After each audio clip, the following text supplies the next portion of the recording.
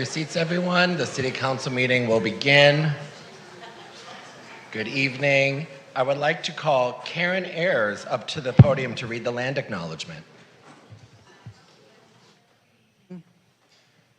The West Hollywood City Council acknowledges that the land on which we gather and that is currently known as the City of West Hollywood is the occupied, unceded, seized territory of the Gabrielino, Tongva, and the Gabrielino Quiche peoples. Thank you so much, Ms. Ayers. We will now call the January 22nd, 2024 City Council meeting to order. It is 6:01 p.m. And tonight, and starting a great tradition in the city of West Hollywood, the Pledge of Allegiance will be done by a student from West Hollywood Elementary School. And tonight, we have Jack Michalowski, who is a 4th grade student at West Hollywood Elementary School, to come up and do the pledge for us. So Jack, do you want to come on up?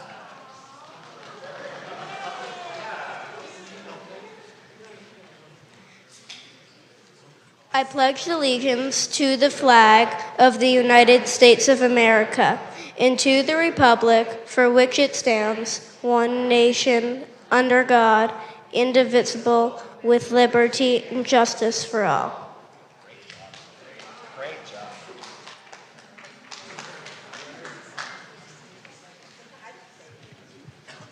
Thank you so much, Jack. City Clerk, may we have a roll call, please? Yes, Mayor, thank you. Councilmember Heilman. Here. Councilmember Meister. Here. Councilmember Shine. Present. Vice Mayor Byers. Present. And Mayor Erickson. Present. We have a quorum. Thank you so much. City Attorney Langer, may we have a report out on the closed session agenda? Yes, good evening. The City Council convened a closed session at 5:30 this evening. There was one member of the public who came to speak on item 4A1. The council discussed both matters listed on the posted agenda, took no reportable action on item 4A1, and under item 4A2, gave unanimous direction to join as a friend of the court the case of Jane Doe and the Transgender American Veterans Association versus Secretary of Veterans Affairs, which is a case in which the Transgender American Veterans Association has brought suit against the Department of Veterans Affairs for its rules specifically denying health care coverage for transgender veterans' gender-confirming surgery. The TAVA is challenging the VA's unreasonable delay in rescinding their rule under the Administrative Procedures Act and is currently petitioning the U.S. Court of Appeals to order the VA to proceed with amending or repealing the rule. That concludes my report. Thank you so much, City Attorney Langer. City Clerk, are there any changes from staff tonight for the agenda? No changes from staff, Mayor. Thank you so much. Do my colleagues have any changes? Councilmember Shine? Yes, I would like to try to move some items to consent, starting with item 5A, the WeHo Pride 2024 planning update. Okay, great. How about 5B, pending council initiated items? It's fine by me. I actually have one item I'd like to keep discussed, if we could. I have questions. Thank you. Okay. How about 6A, sponsorship of a water symposium? Sounds good. Okay. 6B, sponsorship of screening of Freedom on Fire, Ukraine's Fight for Freedom, and panel discussion as part of the Human Rights Speaker Series. Sounds good. Okay, great. I'll try one more. How about 6C, amend the City Council member list of pre-approved organizations and events to include YIMBY Town and the California Bicycle Summit? Fine by me. Right. Do my colleagues have any other changes to the agenda? Nope. All right, seeing no other changes, we're going to be moving 5A, WeHo Pride, 6A, the Water Symposium item, 6B, the Freedom on Fire screening, and 6C, the update to the pre-authorized organizational list. May I get a motion from my colleagues to approve the agenda? So moved. I pushed, but it's not working. Okay. We have a motion by Councilmember Heilman. Second. And a second by Vice Mayor Byers. I will do a voice call vote. Councilmember Heilman. Aye. Councilmember Meister. Aye. Councilmember Shine. Yes. Vice Mayor Byers. Yes, I just want to note my opposition to item 2GG consistent with the vote in December. Thank you. Thank you. And Mayor Erickson. Yes. Thank you. Thank you so much. Do we have any adjournment motions this evening? May I start over on my right? Councilmember Meister, do you have any adjournment motions? Councilmember Shine? Councilmember Heilman? Vice Mayor Byers? Thank you so much. I do have one in this plethora of paper.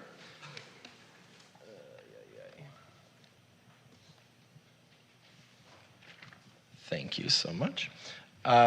I have one for Ivan Daniel III, a native Angelino who is widely known throughout Los Angeles as an entrepreneurial philanthropist, community activist, event planner, and nightclub promoter in the West Hollywood club circuit.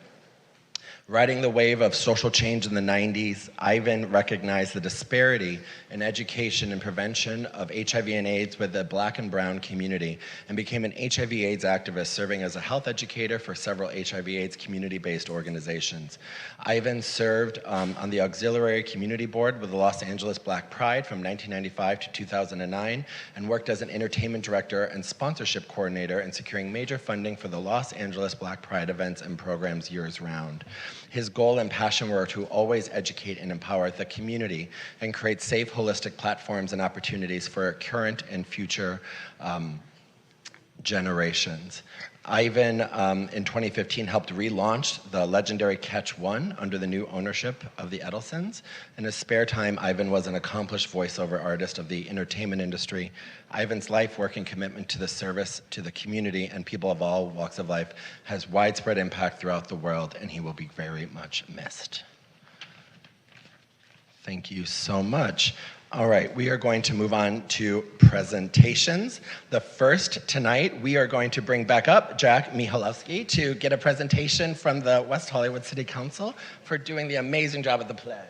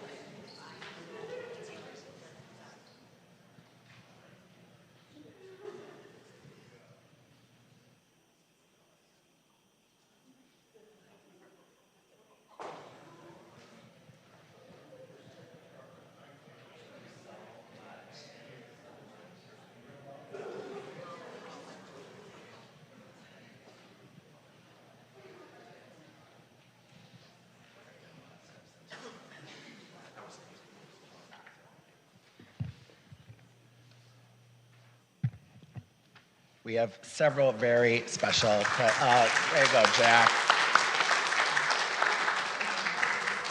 He's off to do homework.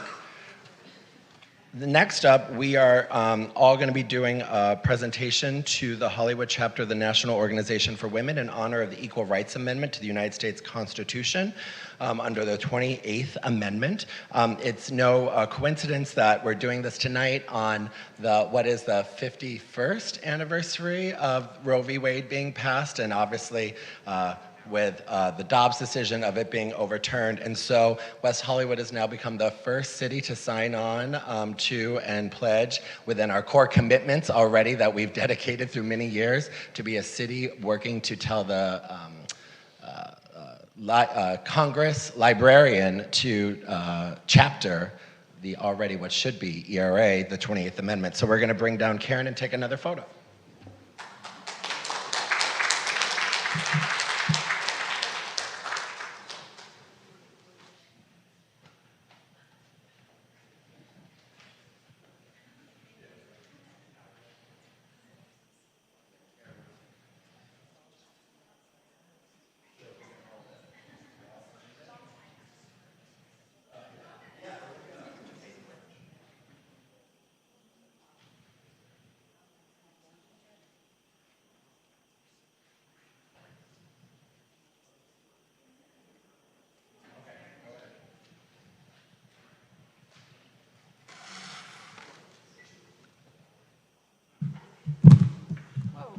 Thank you so much, John. You are the first mayor to sign on to the ERA petition, and this is the first full city council to do the same. The purpose of the Sign for ERA campaign is to build massive nationwide pressure on members of Congress, candidates for Congress, the presidency, and elected officials at all levels of government to grant women equality in the U.S. Constitution. The Equal Rights Amendment, the ERA, has already been passed by Congress and ratified by 3/4 of the states. The only step needed to enshrine the ERA as the 28th Amendment is for Congress to now vote to place it in the Constitution. This petition is part of a massive nationwide intergenerational and interracial mobilization that includes voters in their teens to voters who have been in this fight for more than 50 years. Young people overwhelmingly support the ERA. They don't want to be the first generation with fewer rights. And older voters want Congress to finally enshrine women's rights in the U.S. Constitution. Enough is enough. Too many voters have been cheated long enough. The overwhelming majority of Americans want the ERA in our Constitution. The Dobbs decision by radical right-wing Supreme Court majority, with its predisposition for turning back the clock, has created real dangers not only to women's reproductive rights, but also to gains made in marriage and LGBTQ rights. We need the permanent protection of the ERA. And you too, everyone here, can sign the petition at signforera.org. That's sign, S-I-G-N, 4 like the number 4, ERA.org. Thank you very much. Thank you so much, Karen. And I believe you'll be outside collecting signatures if you would like, right, Karen? Okay, there we go. So if you haven't signed it, go sign it. Next up, we have a presentation to the LA County Lesbian, Bisexual, and Queer Women's Health Collaborative in recognition of their 15th anniversary. On this evening's consent calendar, item 2Q includes the yearly update on the LA County Lesbian, Bisexual, and Queer Women's Health Collaborative. We are honored to have members of the collaborative joining us tonight, and we express our gratitude for their ongoing efforts in addressing health disparities experienced by lesbian, bisexual, and queer women, inclusive of women of color within these communities. In celebration of the collaborative's 15th anniversary, we're going to acknowledge this milestone with a presentation of a proclamation from the City Council. And I would be remiss without saying that the first meeting that I ever did as an intern at the City of West Hollywood was the LA County Lesbian, Bisexual, Queer Women's Health Initiative meeting with all of you. So I would like to join all my colleagues down to take a photo with this amazing work. Thank you.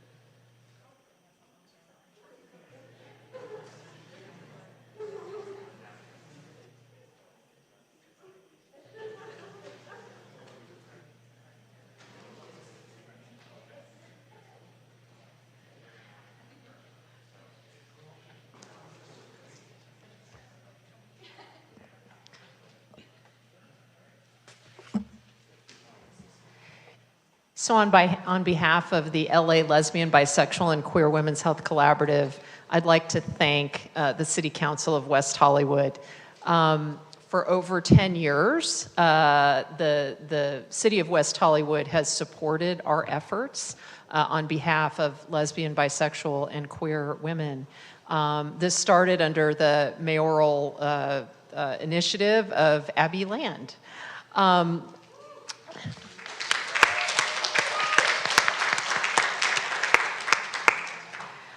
So when we came to the City of West Hollywood, we identified an issue, which was that lesbian, bisexual, and queer women were invisible in the healthcare system and ignored in medical research. And although we might have expected that, frankly, in the health system overall, We also saw that in spaces that were specifically dedicated to the LGBTQ plus community. Thanks to your support, funding, and staff support, over the past 10 years, we have reached over 5,000 healthcare providers, staff, and other advocates in the County of Los Angeles to train them about the care of lesbian, bisexual, and queer women. We have held conferences that have brought together leaders from our health systems across the county, and we have supported research to actually ask lesbian, bisexual, and queer women what their concerns are and how we can best address them. So thank you, and we look forward to working with you in the future. I would now, one of the founding members of our collaborative and another current advocate in the city of West Hollywood, and that's Corey Plank and Jenny Ivanova.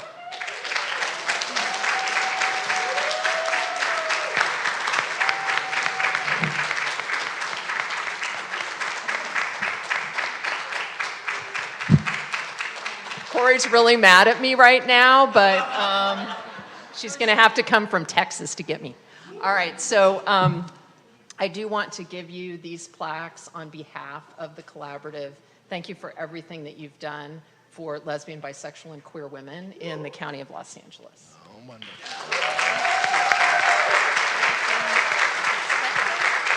Wait. Okay, and now I've been told I get to sit down, but they have to stay up here, so I'll sit down. Thanks so much. Corey, don't go too far, Corey. Jenny, would you like to say a few words? Corey would like to thank everyone. Okay, there you go. True to form. Last but certainly not least, we have a recognition of one of our own tonight. Someone that has changed the lives of countless residents, that has been a champion for so many in our community, that has gone beyond in every way of the word of public service. And she even let me have her desk when I was an intern, and she wasn't in just yet. And that's public service, because I changed that desk up and down a lot. But nevertheless, we are here to honor and recognize Corey Plank tonight. I'm going to turn it over to Councilmember Howell.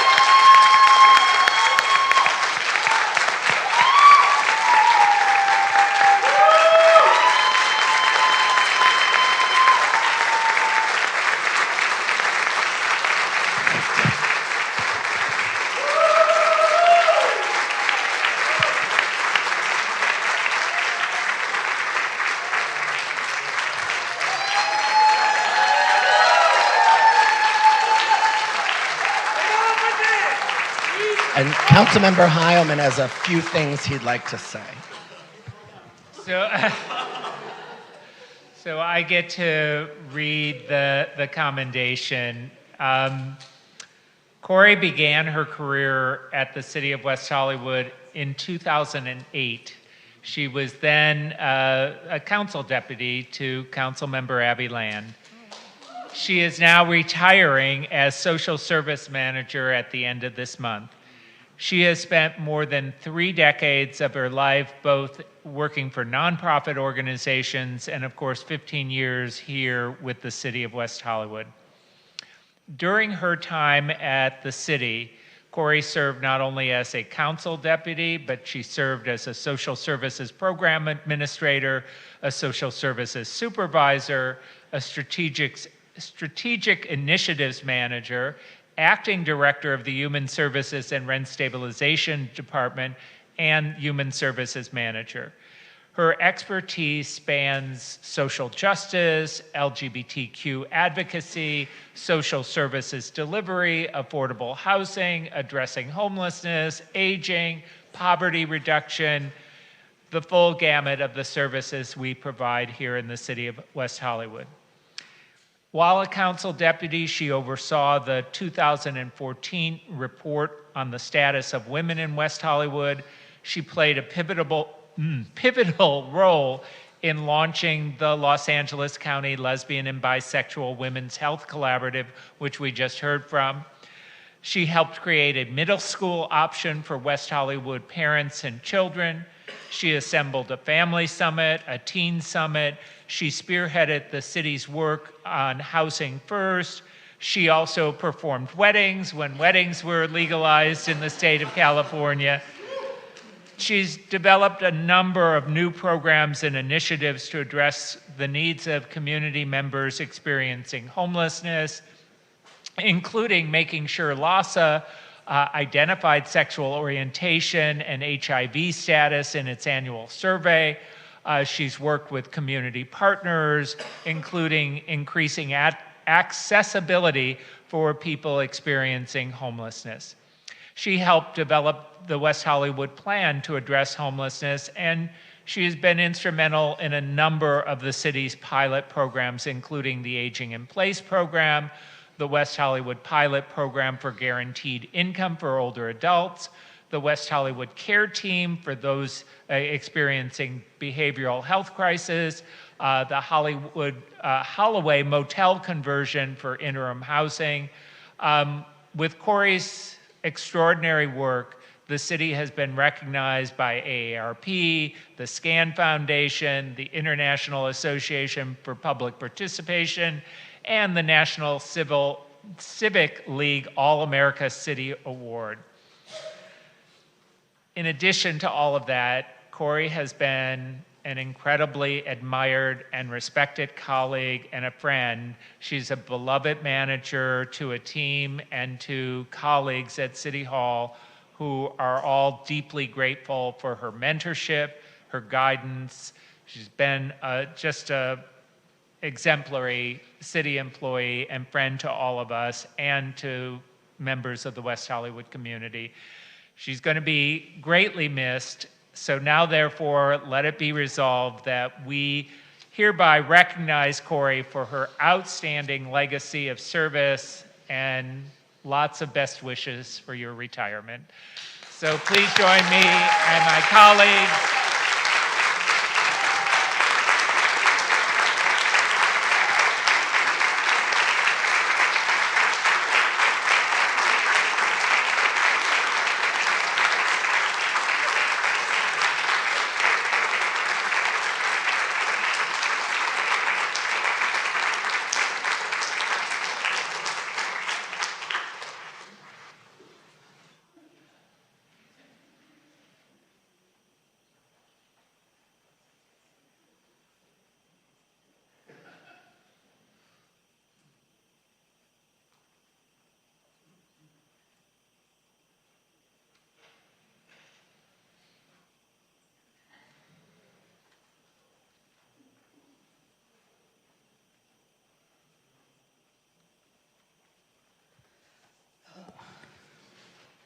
Okay, John.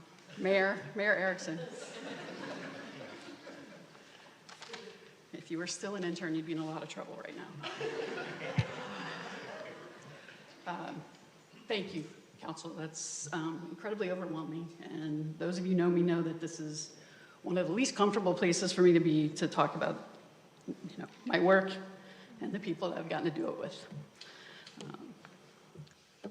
It's been my great good fortune to work for the city. As it has been for many of us, and as we heard at the last meeting, West Hollywood was a dream I didn't even know to have. And I've tried to never take for granted what a magical place it can be. Council, thank you. Thank you for this. Thank you for supporting all of our sometimes crazy ideas, and then making sure we have the money and the resources to do them. My colleagues, past and present, I work with some of the smartest, funniest, most dedicated public servants, and some of them have become among my dearest friends, and I'm truly grateful for that. I've had two of the best bosses anyone could ever hope to work for, in Abby Land and Daphne Dennis. And I have tried to thank them both over the years, probably inadequately, for the ways that they've impacted both my professional and personal life. And to my team, I can not even look at you guys. I've had tremendous opportunities here to do really incredible things. But one of the best things I think I've done and what I get to leave behind is this team of amazing, dedicated, compassionate staff. They are the ones who make that core value of respect and support for people real every day in their work. And as I leave, I would just ask to please value them, appreciate them, and support them. And I'll just say my family has put up with a lot over the years. Lots of too much time on the phone and too much time on the computer, for sure. And particularly to my wife, Diane, who's understanding that a text message from a council meeting or a commission or advisory board meeting saying they're on the last item is actually meaningless in determining when I would get home.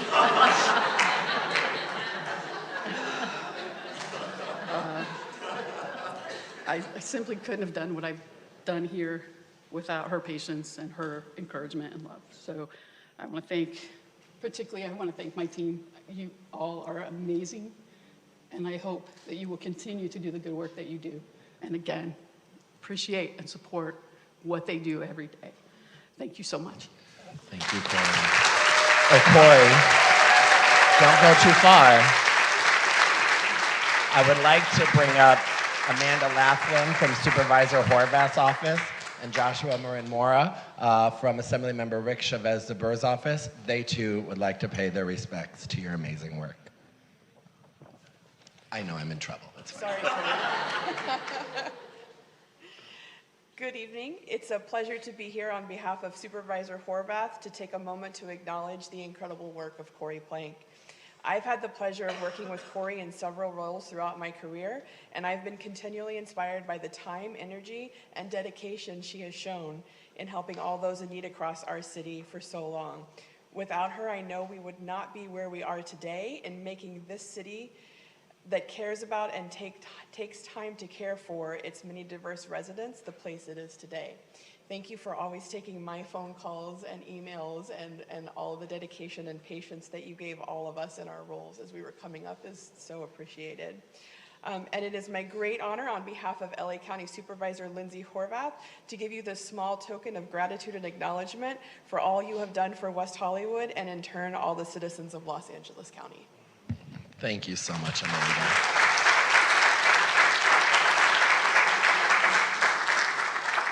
Josh.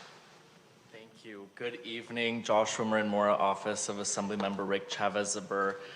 Corey, we wanted to thank you for your years of service to this community, and we do have a much more formal commendation coming from Sacramento. It rained today and did not make it, but we did still want to be here to recognize the work that you've done. And so I'll just read in the meantime. The California State Legislature commends you for your more than 15 years of unwavering commitment, time, and service to the city of West Hollywood, the greater Los Angeles region, and extends its sincere best wishes for a long and healthy retirement. Through consistent acts of kindness and generosity, you have made the state of California a better place in which to work, live, and thrive. Thank you for all you do. There.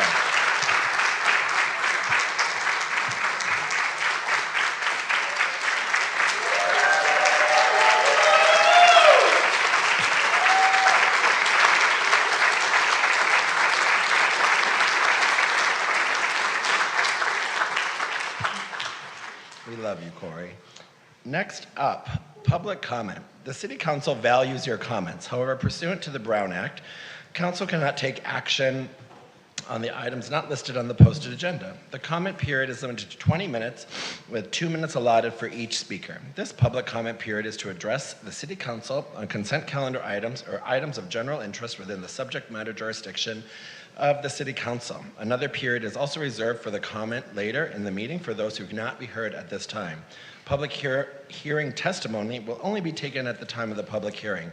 If you go over your 2 minutes and do not respond to the city clerk's notification that your time has expired, your microphone will be muted.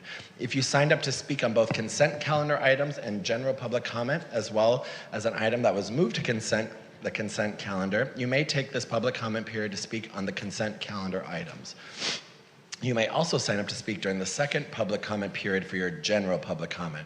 Lastly, speakers should not bring up any items to the podium other than prepared written statements or writing materials. Madam City Clerk, how many speakers do we have signed up for public comment tonight? We have 14 in chambers, Mayor, and we do not have any on Zoom. Sounds good. Thank you so much. I see Stephen Binneman on item 2V. That's correct. Come on up.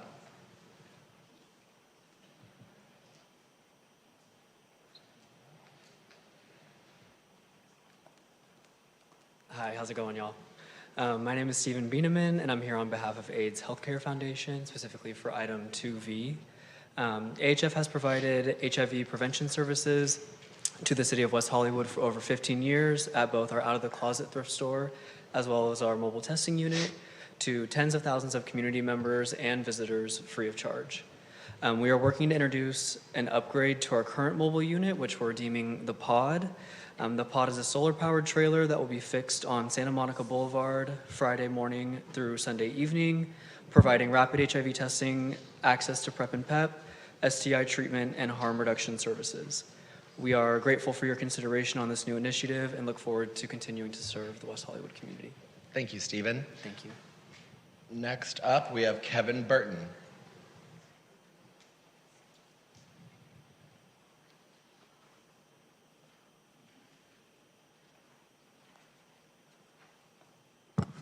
Good evening, Council. Kevin Burton, City of West Hollywood.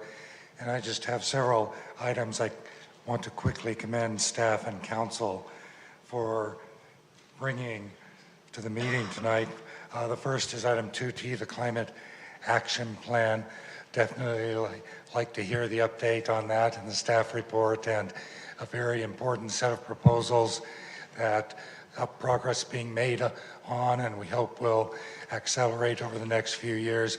One of which that is very important to me is encouraging landlords to put insulation in old buildings in the attics. There are many of these buildings in West Hollywood. People in the top floors suffer in the summer, hot attics. They suffer in the winter. Heat goes right out through the top. And landlords should either be encouraged or hopefully required to retrofit all existing buildings. It is not an undue burden putting insulation in attics. Secondly, item 2W, Westside City's COG bus infrastructure funds. Certainly the city should take advantage of that for the line 105 going down La Cienega from about Holloway, and it goes all the way down to Jefferson and then over to USC. Anybody who lives near there should be riding the bus. And you want to go to UC, USC, or Expo Park, you have to take the bus. A 2Z, the TDM program, I contributed to those discussions 2018, I think. So it's good to see that they're actually going to take steps to implement. Pandemic interrupted, I understand. Finally, 6C, kudos to Council members Byers and Derrickson for planning to attend the California Bicycle Summit. You and many other elected leaders can exchange ideas how to improve matters for bicycles in West Hollywood and statewide. Thank you. Thank you so much, Kevin. Next up, we have Victor Olmanchenko.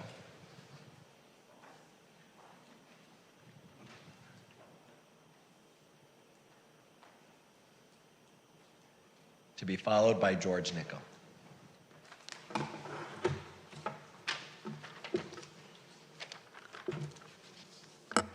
Oh, it is about the publicity. And welcome, Mayor Erickson and Vice Mayor Chelsea Byers. There's nothing like good publicity in our local press. I love to hold things in my hands. And I want to next show this newspaper, which I get weekly, the Ukrainian Weekly English Language paper that's been published for years and years here, since 1933 out of Pennsylvania. Thank you so much, Mayor Erickson and city staff, for initiating the item to show the film, the documentary on the tragedy that has befallen Ukraine with this unprovoked invasion of Russia. And I understand that it'll be shown in March, I guess March 19th, if that's correct. I guess more details will follow about the time. And regarding item 6C, you know, so many times we hear the acronym NIMBY, not in my backyard. And I realize that this is going to add yes, in my backyard as an organization that you will be meeting with. And I like to look at myself, and I'm sure there are members of the public that may be MIMBYs, maybe in my backyard. And those are the kinds of folks that need to come in and look at things from both sides of the aisle, as they say. And so I see that being added. I look forward to hearing what the results are from your meeting if you're attending the one in Austin, Texas, the YIMBY meeting. But also, thank you for also adding the California Bicycle Summit to that list. And then the other item, I really like the fact, the Holloway, Corey Plank and Social Services have been involved in developing the Holloway Motor Hotel. And I know that there's an item to grant a 4.5-year, $6 million contract to Essentia, which has provided social services to us. I was just hoping that besides the chronically homeless, we would also try to focus some of the rooms on those people in our city, WeHoans, that may be getting evicted, may need help so that they don't end up in a tent on the street. Give them also perhaps a 30 to 90-day period in the transitional housing. Thank you. Thank you. We have George Nickel to be followed by Nicholas Roybal. George Nickel, 19-year resident of the city of West Hollywood. Good evening. Allow me to congratulate Mayor Erickson and Vice Mayor Byers. I wasn't here last week. Good evening to you all. So I wanted to speak on 6A. I'm in support of it. I'm glad it was moved to consent. It's a really good opportunity to engage with residents about the importance of water and its usage. I would like to suggest one thing. If there could be a discussion of the impact of a vegan diet on water consumption. It takes 2,500 gallons to produce a pound of beef. And eating 2 hamburgers is enough water for the average person to shower for a year. So it makes a big difference. And there are some really great vegan restaurants in West Hollywood, and you could get them involved and get a little attention their way. The other thing I would like to say is tomorrow at 10 a.m., there is the announcement of the status of the doomsday clock by the Bulletin of the Atomic Scientists. I'm wearing my little pin tonight. And that is relevant to this discussion because most people think it's a relic of the Cold War. Although, unfortunately, with Ukraine, we've seen that that is a little scarier now than it has been since I was a kid. But the Bulletin of the Atomic Scientists now take into consideration climate change in where they put the clock. So we should all see where that is tomorrow and just know that at this point it stands at 90 seconds to midnight, which is closer than it was during the Cuban Missile Crisis. So thank you. Have a good night. Thank you so much, George. Nicholas Roybal to be followed by Jerry Valencia. Evening, Council, Mayor Erickson, Vice Mayor Byers, community. I wanted to speak on 2R, the Guaranteed Income Pilot Project. I wonder, Council, City Manager Wilson, I attended the Human Services Commission and witnessed the presentation by the staff member, which was amazing. You all should watch that presentation. Amazing work. How can we make it permanent? And that goes into 2O, our social services programs and the report back. And this ties into the presentation with Corey. Because if anyone reads the numbers of our impact of our social services, I'm gonna make a claim, I'm gonna be bold, I'm gonna be daring. I think a lot of that has to do with the work that Corey did. Those numbers, if we all look at those numbers. I wanna move to 2GG. We can have conversations about an adaptive challenge of policing, but that is not what is in front of us, which is why it's on consent. This is a technical challenge where we are adding a deputy. And I want to say this loudly and grounded. Our deputies, our women, our men, our people in uniform would be the first ones to put their body in front of us in this city.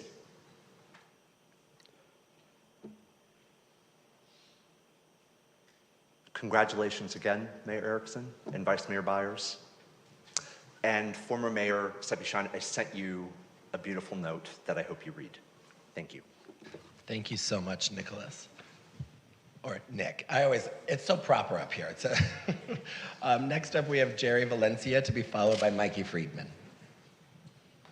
I'm Jerry, and I'm just coming up here to voice my opinion about the homeless thing, because I'm on the street. I've been on the street for 28 years, and I've been doing the streets in West Hollywood, and yet have I been able to get into housing. For some reason, nobody comes up to me, asks me if I want housing or not. The only people that come up to me are the people in the blue. And I congratulate them for helping me the best that they can do. But I don't see any of the city people helping me whatsoever. And I would like to see that change. I've been on the streets for 28 years in the city, and I've not yet been asked if I want housing or anything. It's very upsetting.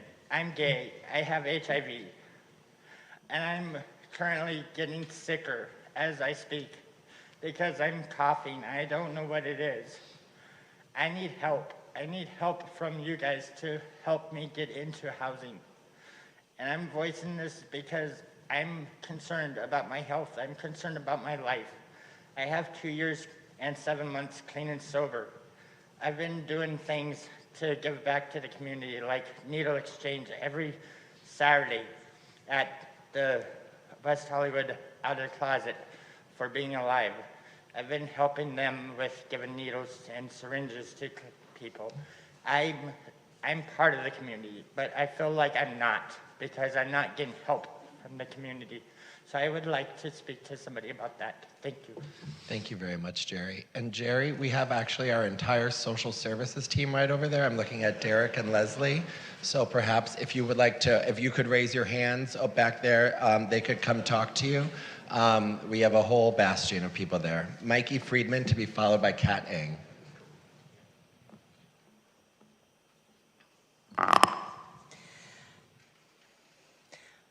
Mikey Friedman, West Hollywood. Stop smiling, John. I'm not going to go as easy on you as I did last week.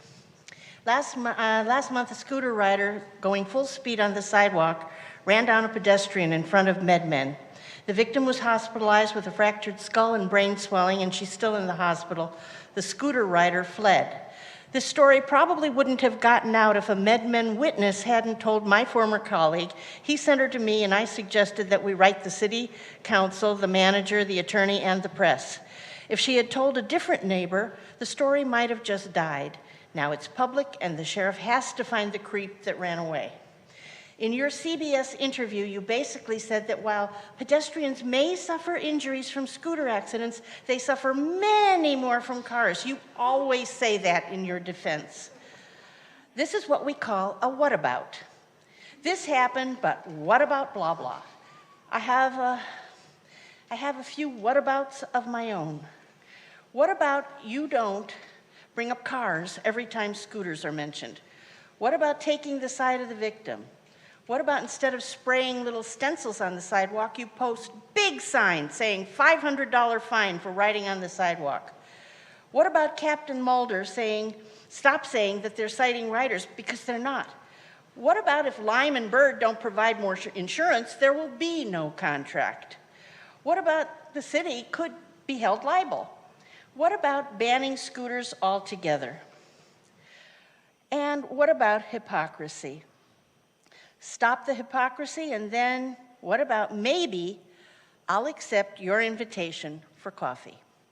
And Chelsea, what about you recuse yourself on Weatherly? It's the ethical thing to do. Thank you. Thank you so much, Mikey Friedman. We have Kat Eng to be followed by Annie Jumfacente. Hi there. I was going to do this last week, but wishes too much.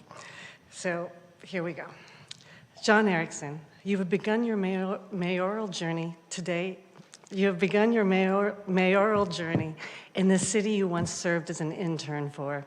That fact is awe-inspiring, inspirational, and must sometimes feel surreal. For those that don't know, our new mayor does a monthly park meetup to connect with his constituents, and it is at Plummer Park, which is very close to my house. In the 2 years it's been going on, I've missed no more than 5. During these park meetings, I've seen you interact with the people you encounter, not all of whom are residents of this city. And without fail, excuse me, without fail, I see you treat all of those people with respect. There was once a lady who was screaming at all of us about critical race theory being taught in our schools in West Hollywood. You patiently and calmly let her know that it wasn't happening because WeHo has no high schools and CRT is only taught at the high school level. I wanted to punch her in the face. You graciously informed her of the facts and encouraged her to vote. I watched a man named Orlando Rodriguez pull you aside and speak for 20 minutes. Before he left, he said, "Thank you, John Erickson. You are a good man." A week later, he posted in a West Hollywood-themed Facebook group that you had indeed helped him resolve his issue. Okay, I was there when someone else screamed at you. I was there when I saw someone who had screamed at you in chamber. Walk by, you acknowledged and greeted them sincerely. You said to me, and I'm paraphrasing, "It's important that I do that because it establishes that I represent everyone, even those critical of me." All right, I know I'm running out of time. So I've observed time and again how you conduct yourself. You are a gracious representative of this city, and your love for this city is undeniable. As your appointed commissioner, I'm proud. As your constituent, I'm grateful. And as your friend, I'm excited and so admire this achievement. 2 more seconds. Mwah. Thank you so much, Kat. Annie Jump Vicente to be followed by Sarah Adolphson. Did you just hear a commissioner is willing to get physically violent with people? That's what I just heard. Anyway, so I just want to say, Mr. Mayor, thank you for being so evil and villainous for hosting the super spreader event last week of your inauguration. How many people did you fly in that didn't wear masks and this entire room filled?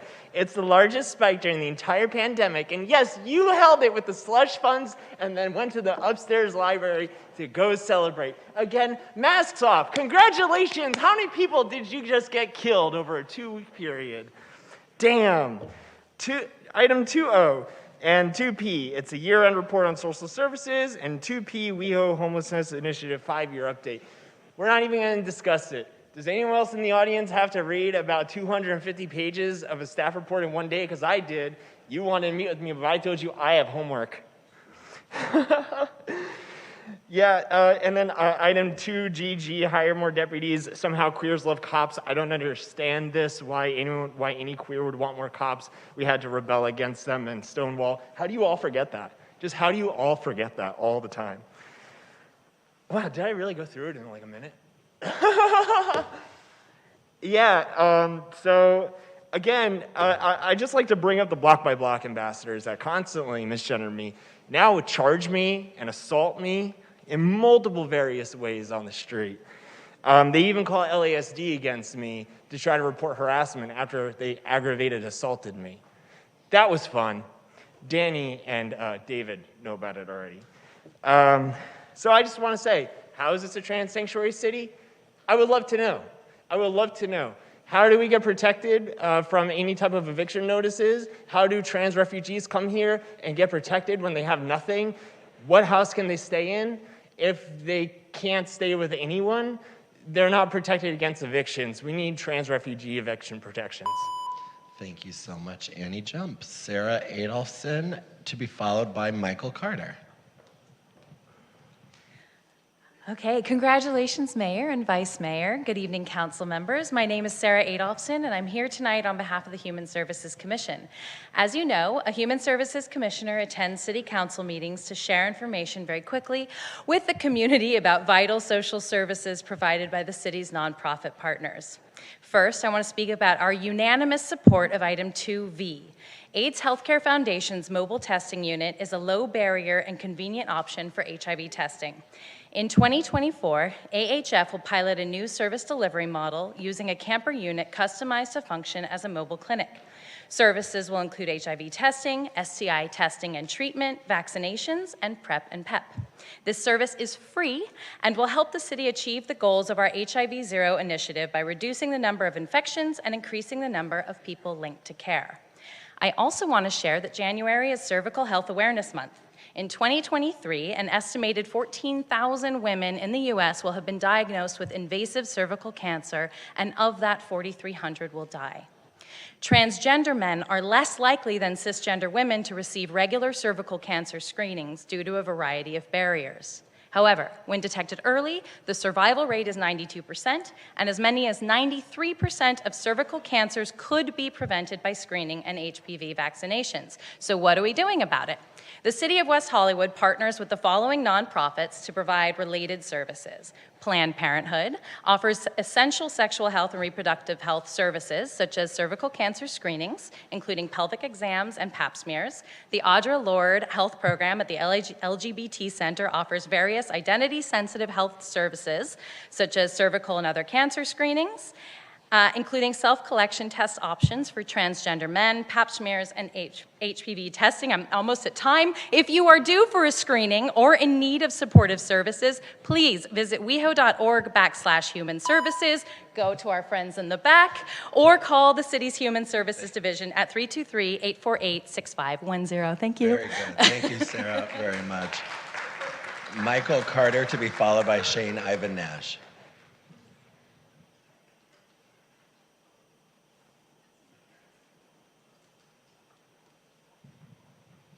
Greetings. I am Michael Carter, and I just want to report a few things that I am grateful for. Joining the street trees on our block is a Keystone, California coastal live oak. They do the most good and uniquely belong here. I'm grateful for those who preserve, protect, and restore our precious tree canopy. I'm grateful for our continued participation in the National Wildlife Federation's Mayor's Monarch Pledge. I am mirthful for the continuation of our community gardening program. As a Neighborhood Watch captain, I'm grateful for West Hollywood's Neighborhood Watch program.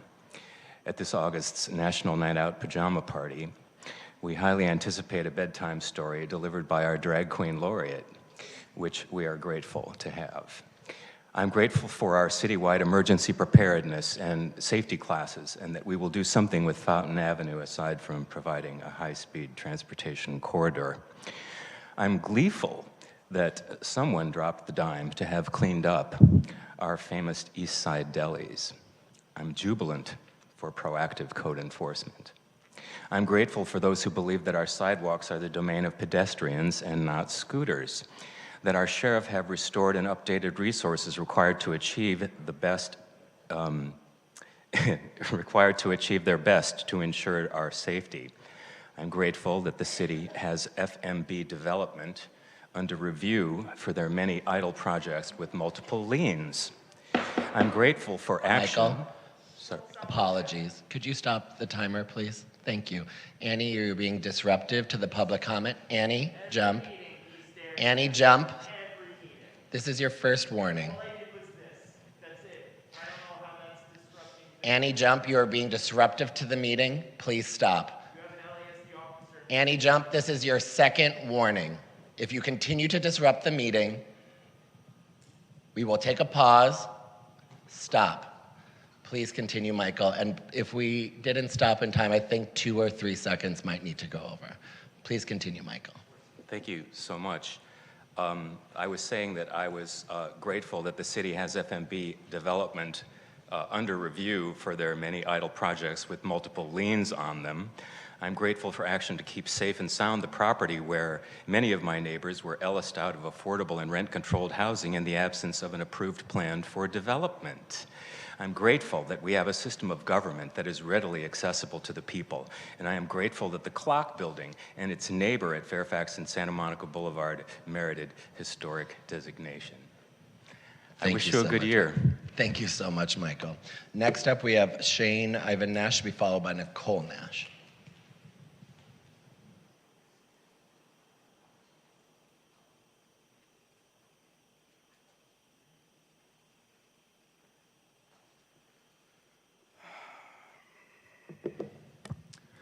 Good evening, council members and newly appointed mayor. I hope everybody had a chance to explore the comprehensive article from the 19th in partnership with the Advocate on the public safety issues that are going on within the city of West Hollywood nightlife. And I want to especially thank the 70+ individuals who came forward, including Haley, who is actually here tonight with us, attributing these safety issues to strong drinks raises concerns over over-serving. That is a criminal offense that should not be dismissed and seems to portray a lack of empathy for survivors. While certain individuals may prosper financially, other businesses and citizens suffer due to the city's tarnished reputation, discouraging individuals from moving here or starting businesses in WeHo. And we can see that with business after business closing their doors. The community can see the systematic failures still in place, and assuming they can't is misguided. The investment in our citizens is important. My words tonight could have focused more on survivors, but unfortunately it seems there's an empathy lacking in that space for them. But they say money talks. I ask, how much revenue has been lost due to this unaddressed issue? How many survivors have to come forward? Thank you. Thank you so much, Shane. Next up, we have Nicole Nash, to be followed by our final speaker, Lucian Tudor.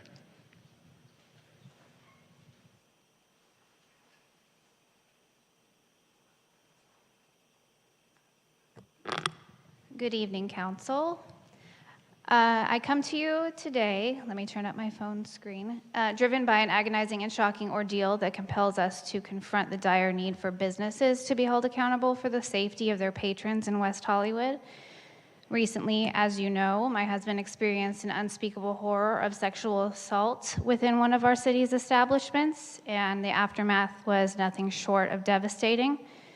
A man left frightened to step outside, his emotional well-being impeccably scarred.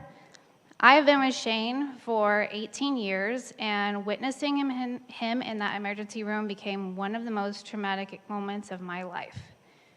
In the wake of the assault, instead of compassion, my husband faced victim shaming, insinuations that he might have a drinking problem. It's disheartening that those who should protect our community sometimes perpetuate blame rather than justice, and we expect better from those who choose professions in healthcare and law enforcement. Let the gravity of this sink in. People are enduring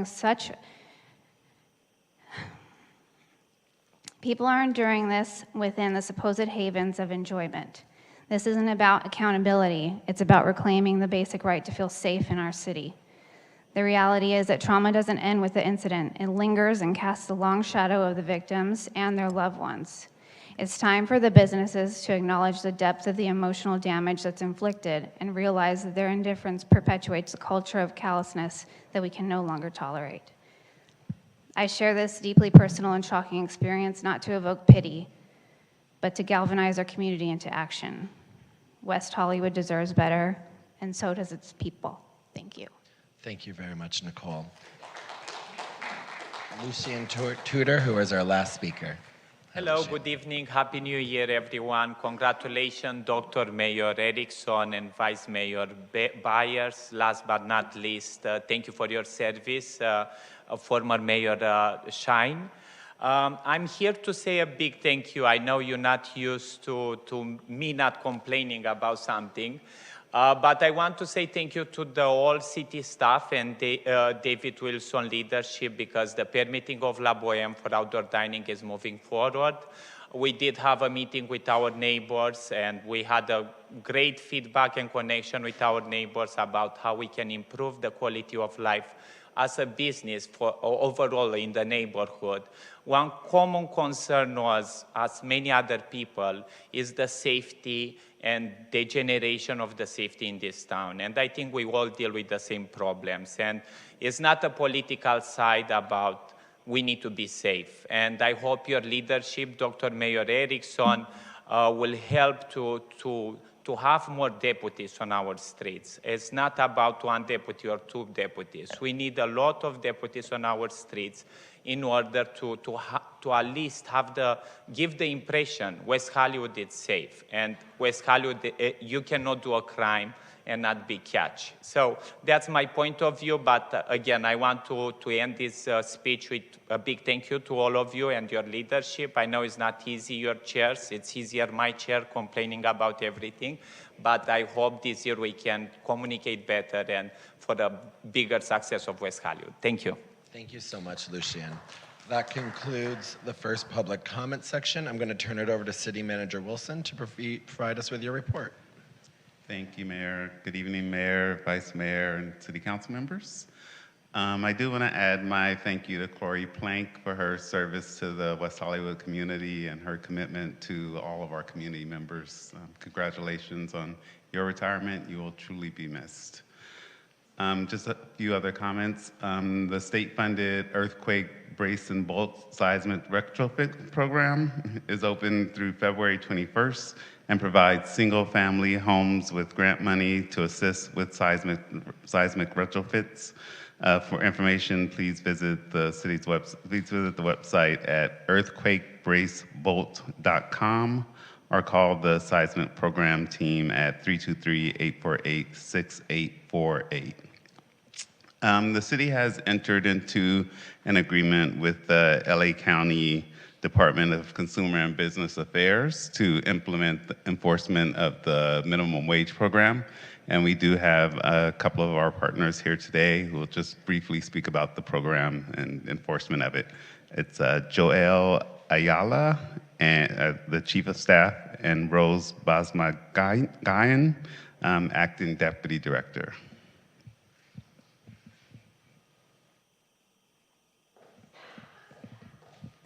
Thank you, Mr. Wilson.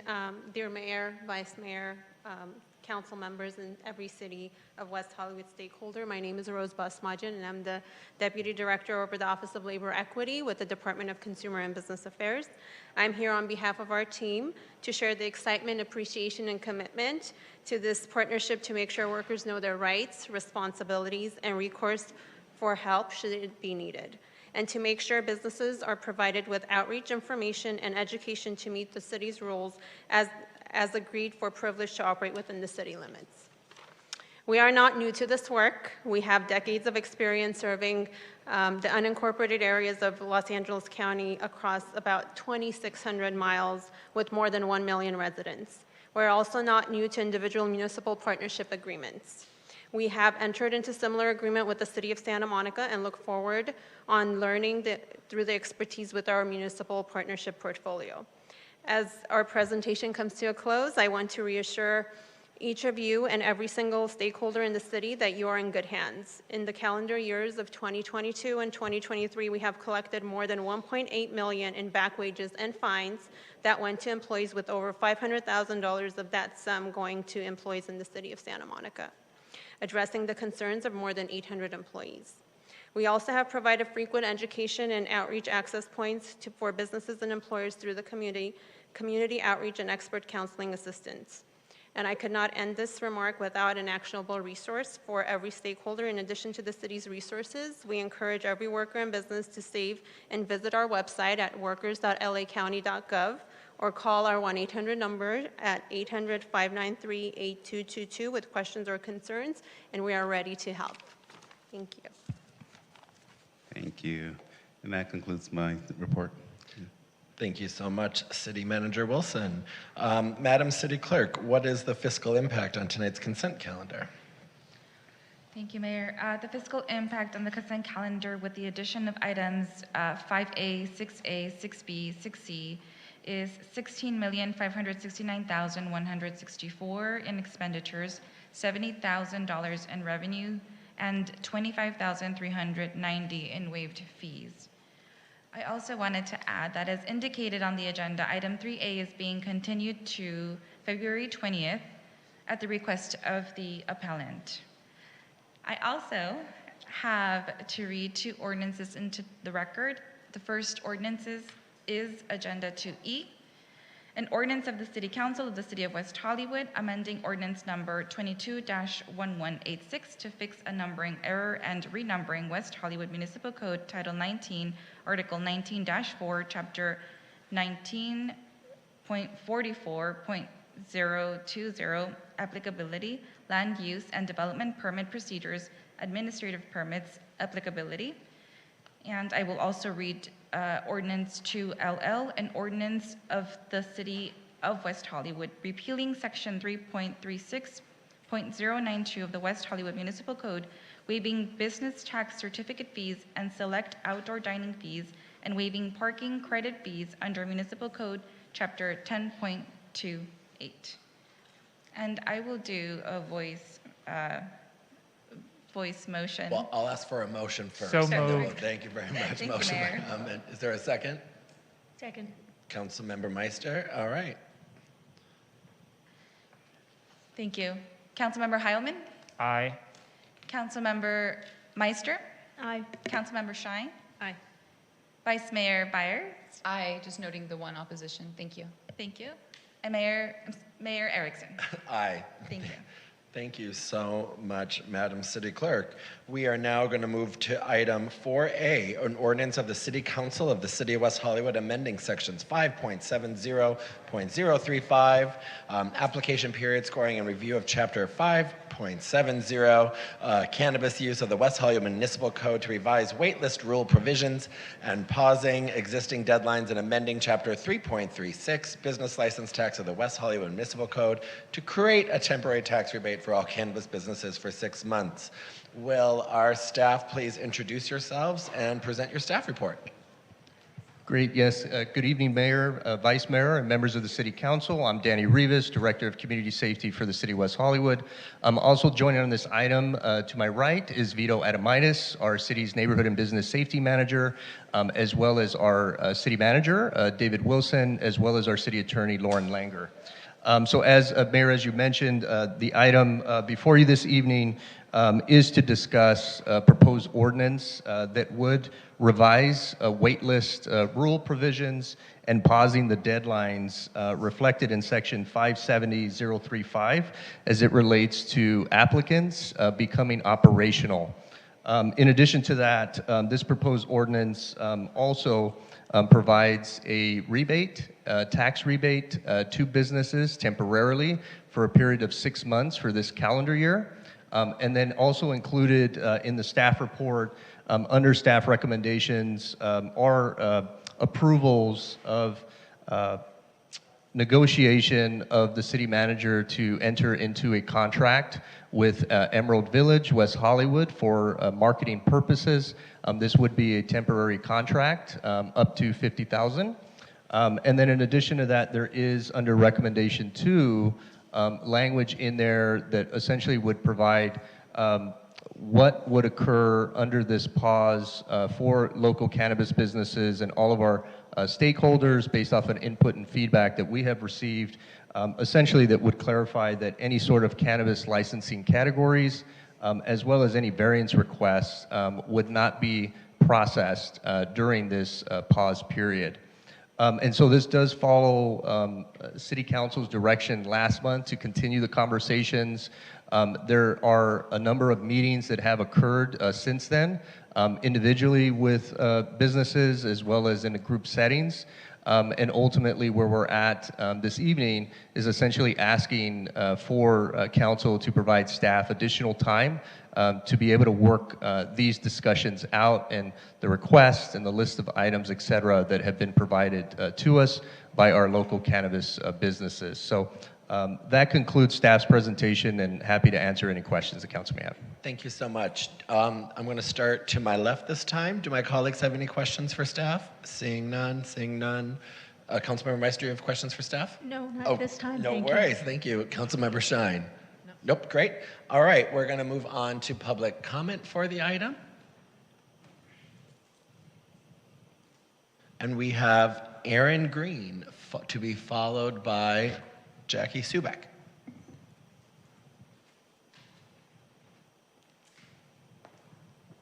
Good evening, Mayor Erickson, Vice Mayor Byers, members of the council. Aaron Green, representing Villa Noble. We are a proposed ground-up cannabis construction project at the corner of Santa Monica and Laurel. I appreciate the work that staff has done on this. I think finishing these conversations is important, right? And I know that staff has a very difficult juggling act. The language before you this evening seems very plain and straightforward. I think you got a letter from Emerald Village, of which my client is not a member, but they seem to be doing a really good job in terms of their thoughtfulness. The 2 proposals that they have recommended seem very plain and straightforward. And so I would encourage adoption of this with the recommendation from Emerald Village, but would really encourage that to the extent that the council can These have been long and ongoing discussions, and your staff has been very generous with everyone's time, but I think hopefully these discussions can come to an end, and we can figure out whether or not we are going to move forward, what are we going to move forward with, what are we not going to move forward with. So thank you for your consideration. Thank you so much, Mr. Green. Jackie Subek to be followed by Scott Schmidt.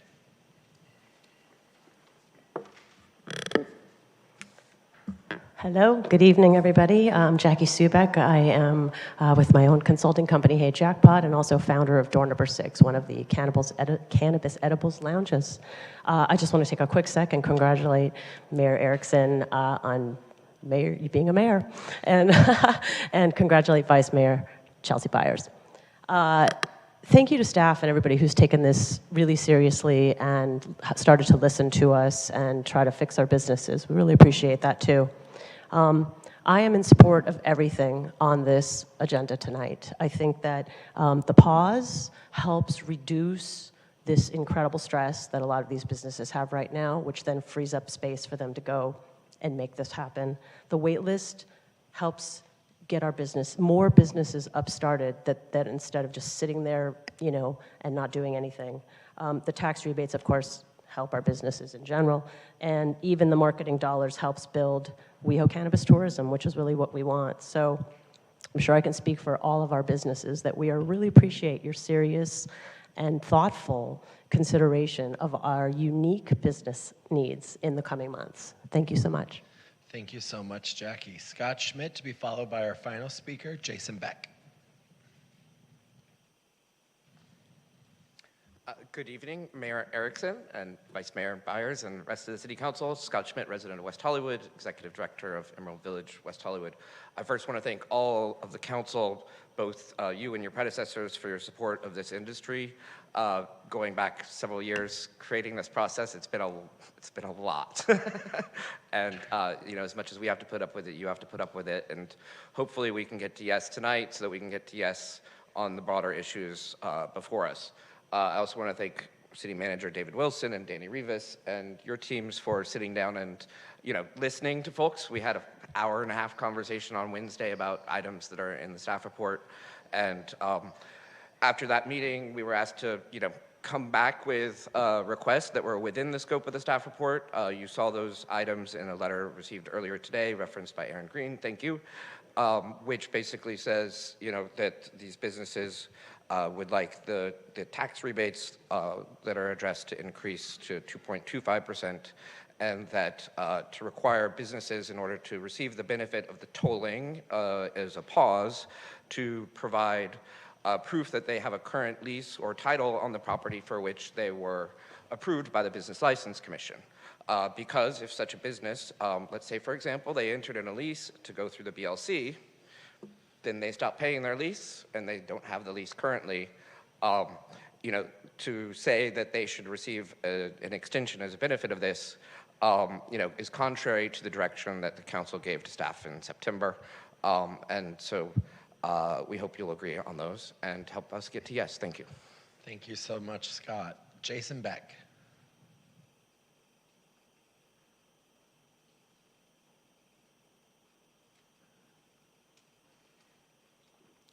Good evening, Mr. Mayor, Honorable City Council, Vice Mayor Byers. Congratulations to you all. Hello, as you all know, my name is Jason Beck. I'm a resident of West Hollywood and the owner of Oz in West Hollywood. I believe that the proposed pause is an amendment to the 2020 settlement agreement to which Oz and 9 other businesses agreed. To get agreement to the amendment, I'm asking the council to make 2 changes to the plans outlined in the staff report. 1, increase the rate of the proposed temporary tax rebates from 1% to 2.25%, and require businesses benefiting from a pause to provide a current lease or title for the property for which their business was initially approved by the Business License Commission. If we do this, I look forward to actively engaging with the city and its cannabis industry to achieve consensus on broader reforms to make it easier to open and operate cannabis businesses in the city of West Hollywood. Thank you for your ongoing support of the cannabis industry in West Hollywood and for your consideration of these requests. Thank you all very much. Thank you so much, Jason. That concludes public comment for this section. I'm now going to go to my colleagues to start the discussion. Would anyone like to begin? Councilmember Meister. Yeah, thank you, and thank you for all who came to speak. I think that what staff has proposed is acceptable. It's a pause. It's not an amendment. So I don't see where it's violating the agreement that was made several years ago about the ordinance, but it is actually a pause to figure out if and how we should amend the ordinance. At least that's how I'm understanding it. So you can, Danny, you can tell me if I'm wrong on that, but I think that's really the point. I think the request that businesses who have not yet, who have gotten their licenses, but we don't know if they do or they don't have a lease, I think that what we should suggest is that in the 60 days after we have ended the pause, at that point, they should have their lease or title. I don't think that that should be a requirement of this pause, because a pause is a pause. Pause is not something to push something, it's actually to just pause. I don't know how else to say it.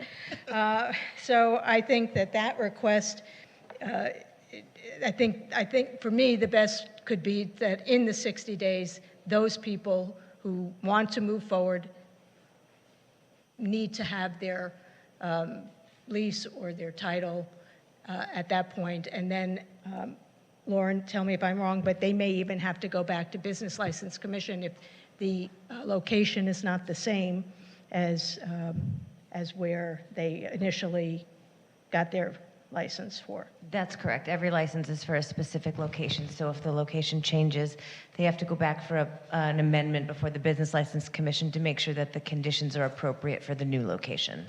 Right.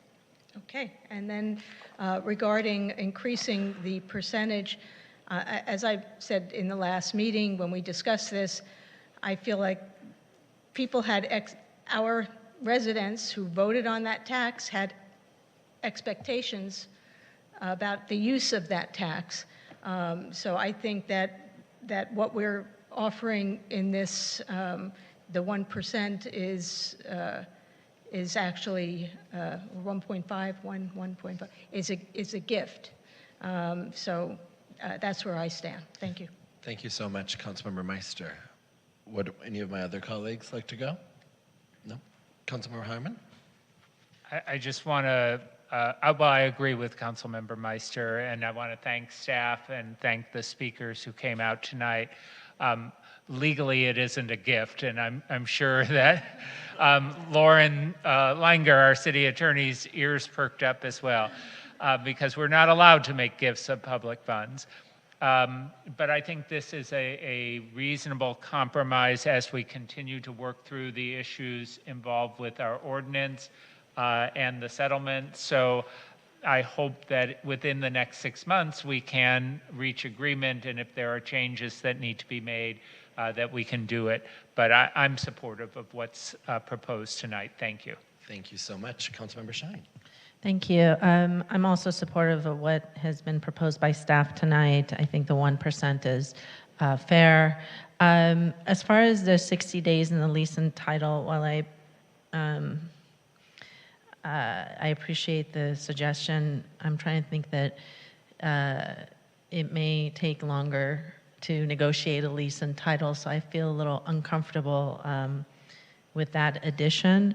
However, if Councilmember Meister, perhaps we can. I like the intent behind it to make sure that there is movement forward, but perhaps we can do something that encourages them without making a requirement, because then it takes sometimes months to more than 60 days to get a lease. I guess my thought was that they should have been doing that all along, and they've already gotten their business license quite a while ago. So if there was a problem with the lease that they went to commission with, that they know about it, and so they have been working on it. And one of the things that we required at the last meeting that we said we wanted in this, if we were amending the ordinance, is to show that they are actually making progress. And Yeah, we did. so, and we've been talking about it now for several months, so. Would they go back to business license, and maybe business license can review their progress, so that's, in case there's something, I just don't know if I want to do a steadfast rule, but there's something that is a exigent circumstance for Business License Commission to determine? Well, they will have to go back, as I mentioned, Right. when they do finalize a location. Okay. Can I get one clarification? Councilmember Meister, was it 60 days from now or 60 days after the pause is over? 60 days after the pause is over. After the pause. So Oh, no, that's- 60 days is the pause. So it's when the pause is done, they should be showing progress towards getting a lease or 6-month pause.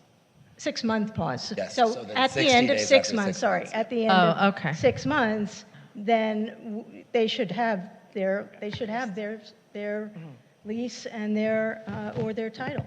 And Just to say, since you said 60 days, I thought you were referring to something else, but 6 months is absolutely plenty of time, I think. So I actually would be supportive of Councilmember Meister's position in that sense.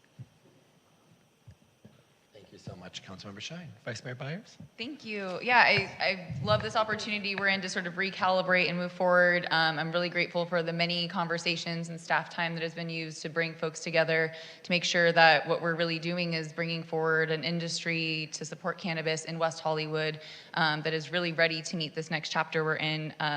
I also just know that there have been a lot of discussions across Los Angeles County about the use of tax dollars as they come from the cannabis industry. So that is definitely a conversation best left to voters, but I am supportive of the rebate that staff has proposed, and just think that we do have to keep doing everything we can. This is sort of a pause, but in order to best accelerate progress on the other side of that. So 60 days seems more than enough, because at that point it is effectively 8 months of time that we've allowed for these businesses to get back on track. So yes, I'm supportive of this idea of a 60-day, let's get folks moving forward post this 6-month pause. I'm supportive of the rebate proposed, and really grateful again to all the time that the community and especially these industry leaders are making to get together and have these conversations. Thanks. Thank you. I don't trust this devil machine, but I see Councilmember Heilman. Do you need to say any?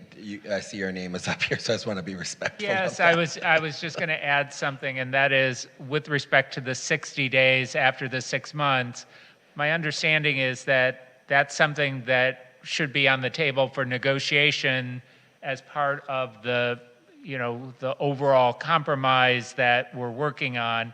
And I'm certainly supportive of it, but I don't know that we need to change anything that's before us tonight. Maybe it's simply direction that that's one of our positions going forward with the negotiations during this 6-month period.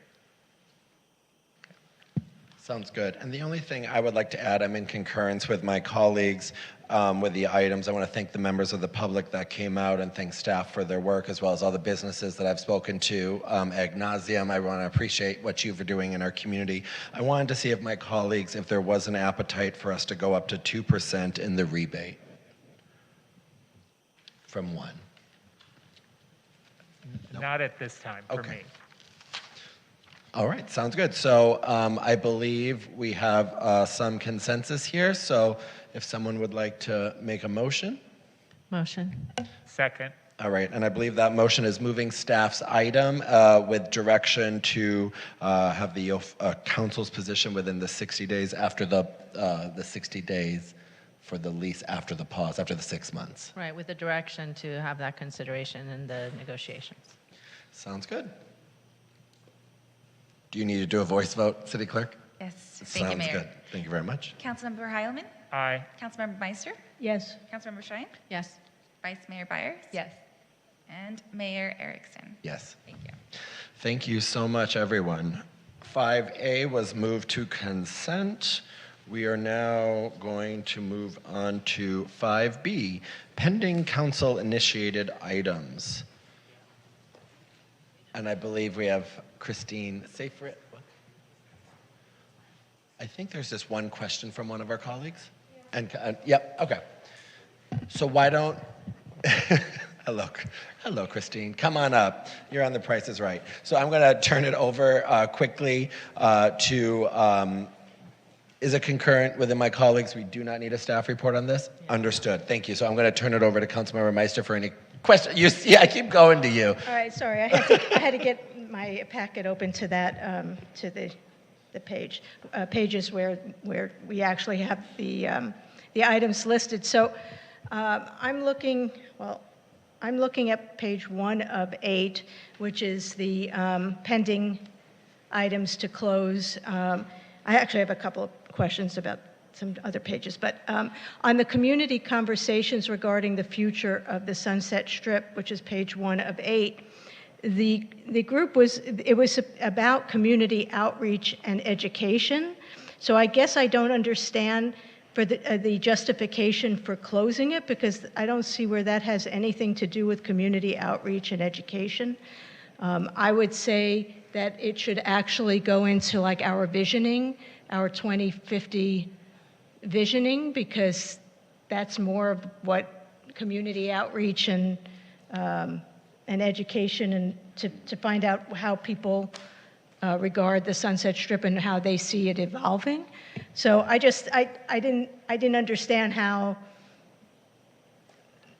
I couldn't put the two together, the justification with the actual recommendation in the item. So just for clarification, so some of the items on this list are things that have been moved into the regular work plan of a department or division, and then some things are truly just to be closed out because they've been there for a long time.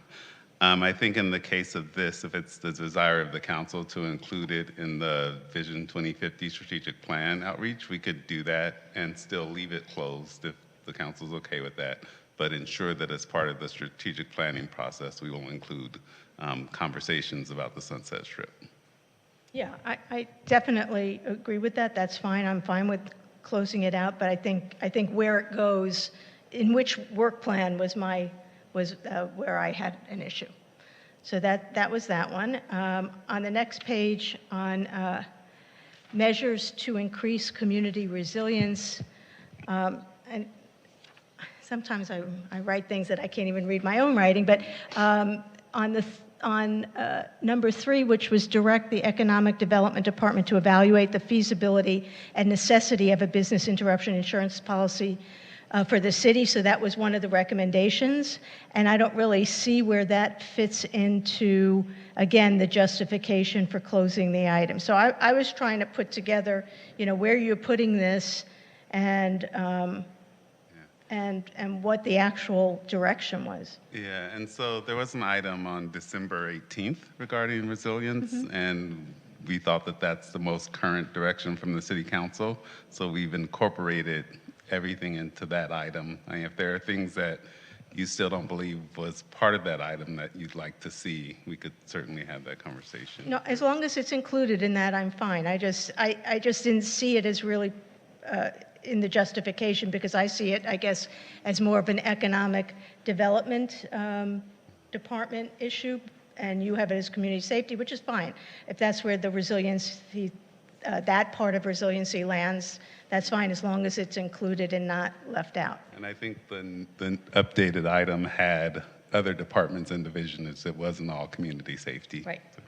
Okay, and then on the next page 3 of 8 on the pandemic preparedness, there was in the recommendation, there was an item to develop a pandemic preparedness checklist to be posted on the city's website and through communications tools, and also to direct facilities to maintain necessary supplies on hand, such as gloves, masks, sanitizers, et cetera, to stock city facilities and vulnerable community members in the case of another surge or other public health crisis. So again, I don't see where the hazard mitigation plan, which is the justification for closing, I think this is a yes or no, have we done it yet or not? And if we haven't done it, when can we do it by?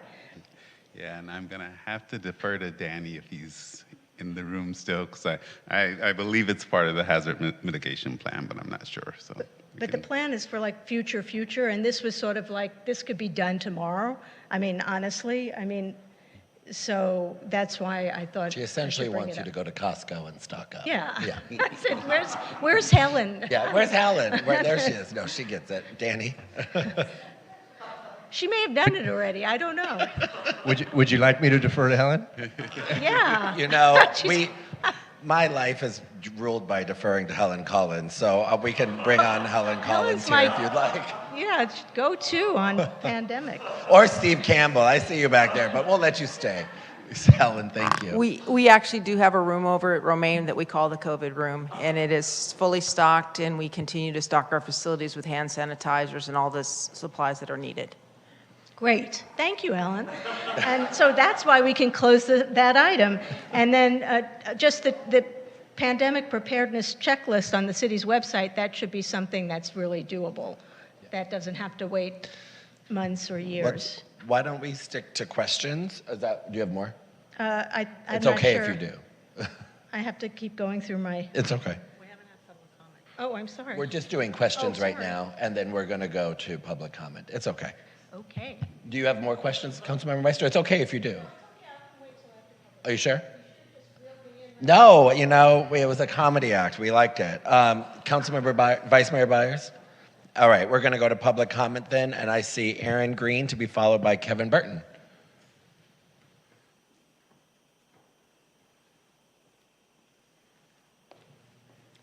Mayor Erickson, members of the council, Aaron Green, speaking on behalf of a number of clients, both property owners and others who are on Santa Monica Boulevard. So one of the items proposed for removal on attachment A on the 7th page at the very top is titled Proposal to Update Policies Regarding Legal Nonconforming Billboards, and it's suggested for removal. I just wanted to provide a little bit of context for this and a request that the council consider not ending this item. So back in 2021, in July of 2021, as a result of direction here, staff brought a draft a draft zone text amendment to the City Planning Commission. And it talked about the opportunity to create better and more positive land use outcomes by actually giving property owners the opportunity to move signage around on their properties and to generate public revenue. We even had conversations about potentially, providing affordable housing in certain circumstances. One of the problems with signage, some of the older signage and some of the rules that exist right now, you can't pick up a billboard and move it 10 feet on one direction or another. You can't take it off to rebuild a building and then put it back. And so what it actually does is it inhibits investment and inhibits other types of improvements and positive land use outcomes. So I can speak more to this, but my hope would be that the council would consider taking this item, which is again a proposal to update policies regarding legal nonconforming billboards, and perhaps there could be some direction that the item that was at Planning Commission in July of 2021 that was continued to a date uncertain, that perhaps that comes back to Planning Commission at some point. I do believe that some staff have been working on this on and off for the last several years. So thank you for the consideration. Mayor, may I ask just a clarification? I think that this item specifically had to do with signage that was non-conforming because it was not on Sunset Boulevard. So in other words, there might have been signs like the one over the Holloway Motel that were, as I remember that item, it was because those billboards were just in total disrepair, not being taken care of, because if they took them down, they lost them because they couldn't put signage like they can on Sunset. So I think that was very specific in this item. So are your concerns more about Sunset Boulevard or other parts of the city? Councilmember, signage off of Sunset Boulevard, not on Sunset Boulevard. So that's what the item was that was at Planning Commission. So my concerns are for non-Sunset Boulevard related signage. Okay. All right, thank you. And that was the content of the staff report when it was brought to commission. Thank you so much, Aaron. We're going to go to Kevin Burton, and then to be followed by Annie Jump-Vicente. Kevin Burton, City of West Hollywood. And I just want to object to one recommendation for removal from your list of council directives, and that is the very last item in attachment A, which was a directive to install a traffic signal at Poinsettia Place on the north side of Fountain Avenue.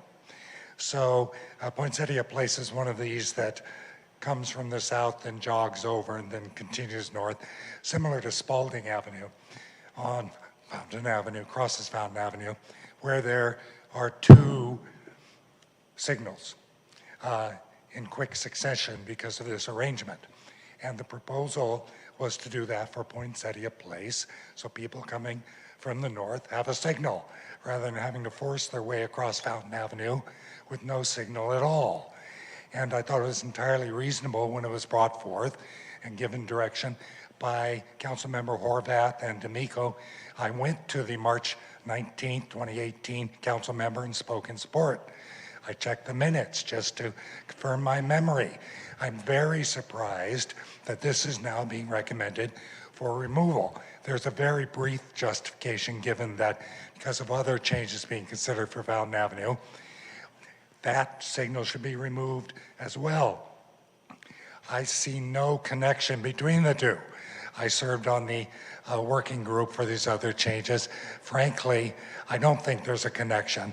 That whatever is done with Fountain Avenue, people are still going to have to get across Fountain Avenue at that junction, Poinsettia Place. The signal is needed, and I urge council to remove that item from this list and direct staff to install that signal post haste. Thank you. Thank you so much, Kevin. Final speaker, Annie Gianfacente.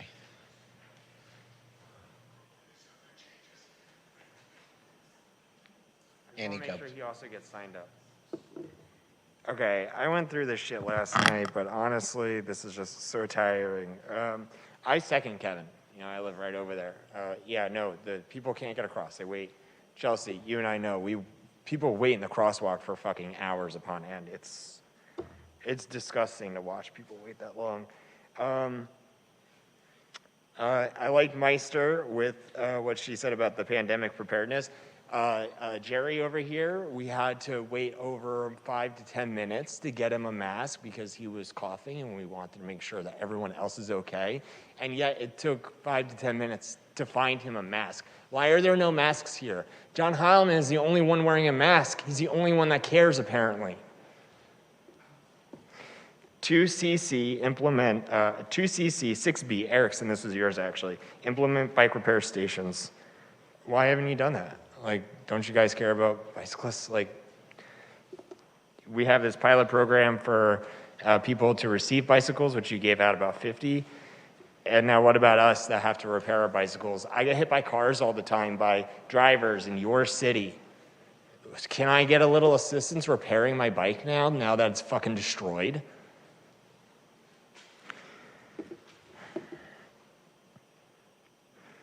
Changing the mayor's title.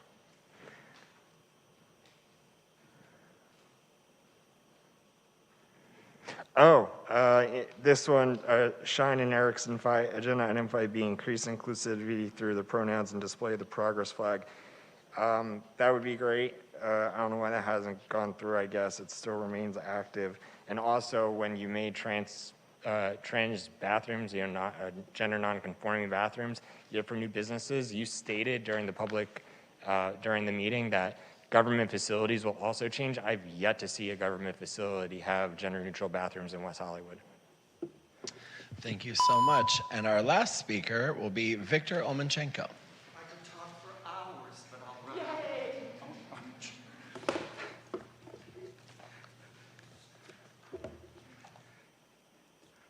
Victor Omolchenko, longtime West Hollywood resident. Regarding page 7 of 8 of one of the projects that you want to close that was proposed by Councilmember Meister and Shine, zoning code definitions and design standards for various housing types.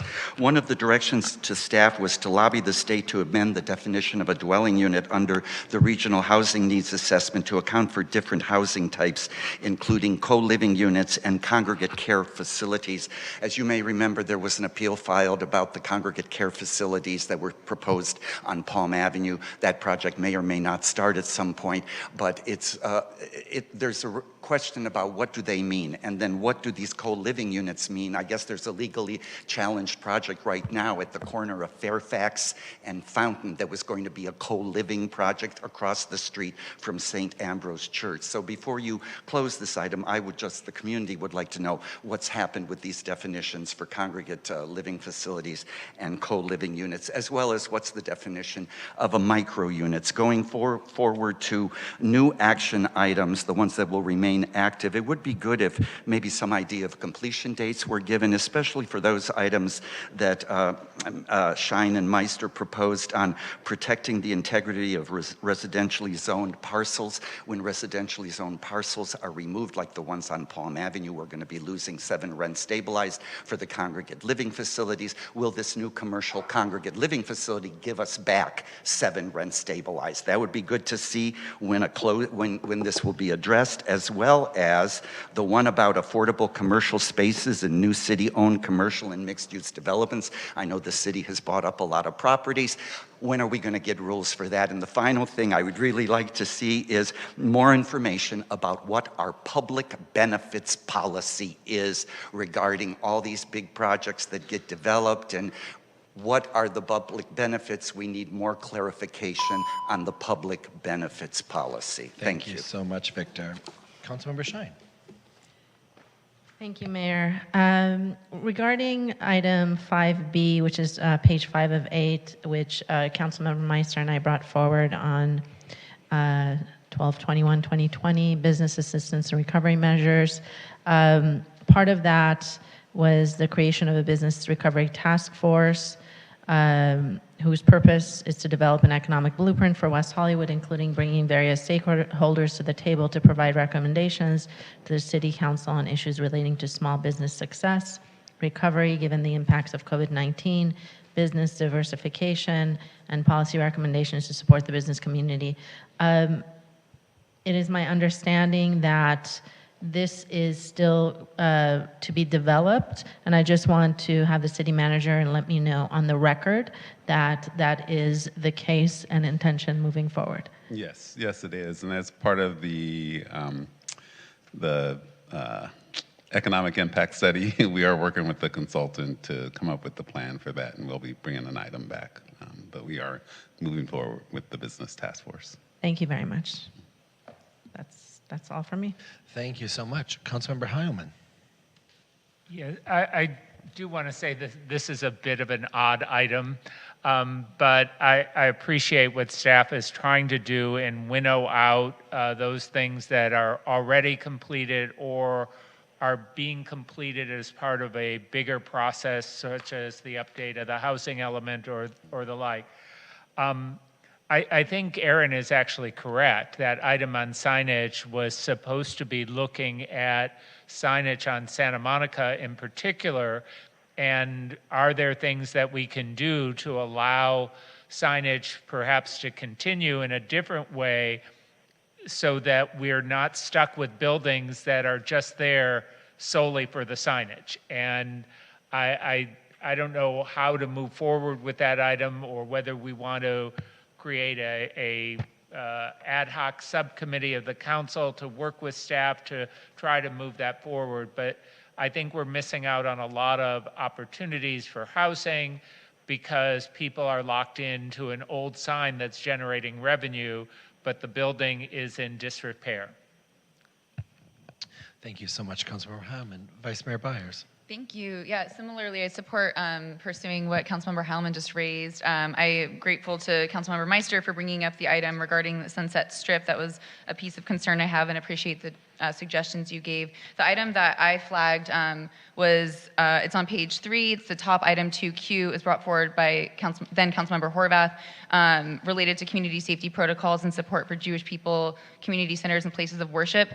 Tomorrow on the county agenda, there is an item to look into further protections and bring back a review in 180 days. So I just recommend that we hold off on closing this item until we look to see that we're in total alignment with the new recommendations the county is bringing forth as of tomorrow. And I imagine our agendas were just doubled over in time, but that would be the one that I would look at in addition to what my colleagues have suggested tonight. And just thank you to the members of the public. It's really great to hear where your concerns lie and the issues that you're excited to keep following, particularly as it relates to housing and other issues. So thanks for paying attention to this too and sharing your thoughts. Thank you so much, Vice Mayor Byers. Spoiler alert, the city is already on record supporting that motion from Supervisor Horvath. I know when we both visited the Holocaust Museum yesterday to speak to victims and families of the October 7th attacks, I was able to chat with her about that motion. And so thank you, Hernan, for already submitting a letter. I think you're here ahead of that item. So I think that's a great suggestion. Additionally, I want to thank all the members of the public, as well as staff. This 78-page report, 98% of the events are by me. That's a joke. It shows you a lot of what's going on in the city. So thank you very much for what you're doing. And yes, Yvonne, I am saying no more to people. I agree with what's all been said. I do believe that maybe an ad hoc committee on item page 7 regarding the non-conforming aspect billboards raised by Mr. Green is worth having a conversation over. It would be great. July 2021, it's 2024. That item should have probably gone back to the Planning Commission. So whatever, and if the council could get an update on that, I think that's helpful. In regards to what Councilmember Shine said regarding the business assistance recovery measures, I also think this is worthy of a piece of this staying in a way because, for example, I had a meeting last week with the owners of Trendsetters, of which we've spoken about. A car crashed into their building and they've been having a lot of issues right there on La Brea and Fountain, but they've asked if and what small business grants were available, and they sadly weren't connected with the city for a while. They are now, and if there is any ability in the city to have these one-off grants, I know that there was a lot of red tape the last time with people who could apply and couldn't apply because of COVID relief funds from the federal government. It just might be worth exploring a little bit more so we can continue to further help our community. David, you look like you want to say something. Yeah. So instead of keeping this item, because it is a little outdated and there's a lot there, we are doing regular economic development updates, and that's something that we could bring as part of that item. Look back at this item and see what hasn't been done, or look at grants or other things as part of the next update. Wonderful. Thank you so much. Additionally, I believe we could mark the item on page 8 regarding Fountain Avenue traffic improvements that Mr. Burton raised as completed, with the direction moving forward this to install that crosswalk. And you look like you want to say something else to me. Okay. It's coming. So we are looking at that as part of the Fountain project. I mean, you all have approved us looking at a major streetscape project now, and so that would be considered as part of that, as opposed to putting in a new stoplight and then looking at the street comprehensively. I understand that argument because of what's going to happen, but Fountain's not going to be changed for quite some time, sadly, because of, I think, how much we want a community response involved in that. So I would like to see, and of course my colleagues please weigh in, the installation of that. That item itself, there is a lot of leeway for cars after that stoplight to take off fairly fast, and I do have to see a lot of pedestrians have to make a lot of mitigations to move around in that area. Councilmember Meister? Is it just a crosswalk right now? It's just a crosswalk right now, So I if believe. maybe there's a possibility of putting blinking lights and, a sign with blinking lights, like what we're thinking on Robertson. Sure. Because we know that it's going to take a while till those projects happen. So maybe with just that direction, you can report back to us on whatever, so it can continue. And then I think those are all of my comments. I know that you need official direction to somewhat close these 24 pending cases. Oh, sorry, Councilmember Hyman. Just on the crosswalk issue, I think we can't make that decision until there's the appropriate engineering study and traffic study. So I think the direction is to move forward with that and not wait for the Fountain project. Yeah. Okay, thank you. Great. All right, so just, you need an official motion, City Clerk, on this one? I'll make the motion to approve the agenda item with the direction that's been given. Thank you. Motion by Councilmember Heilman. Second. Second by Councilmember Meister. Voice vote, City Clerk. Yes, thank you. Councilmember Heilman? Aye. Councilmember Meister? Aye. Councilmember Shine? Yes. Vice Mayor Byers? Yes. And Mayor Erickson? Aye. Thank you so much, Christine. Next up, we are going to move to item 6D, appointment of council members as delegates and alternates to the various organizations, committees, and conferences, and to the City Council Subcommittee. City Clerk, will you please go ahead and lead this item for us? Thank you, Mayor. Let's start with Sanitation District number 4. The appointed delegate will be Mayor Erickson. There is no public comment on this item. Oh, sorry. I don't see any on my screen, correct? We had one. Yes, we have Annie Jump. Okay. Sorry, my apologies. Thank you. Oh, it's on 5B still. Annie, Jump, please make public comment. Sorry, I have to record this deputy over here because every time you say point of order to me, he smiles, his face gets red, he laughs, because this man has always wanted to use physical violence on me for over a year now. So I just want you to be aware of what I'm doing here. As for, keep the time going.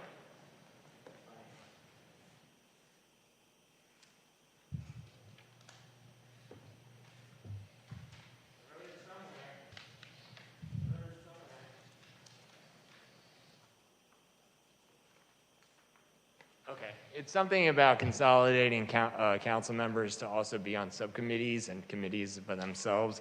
That is a consolidation of power. I don't understand why you all would want to do that, right? Explain, right, like just, yes, that's all of you now having positions of commissioners. If I'm not mistaken, that's at least what I'm getting from it. Yeah, as delegates to alternates to various organizations, committees, conference, yeah. So how many points of positions do you need to have individually or collectively as this one council? Can't get other people to represent?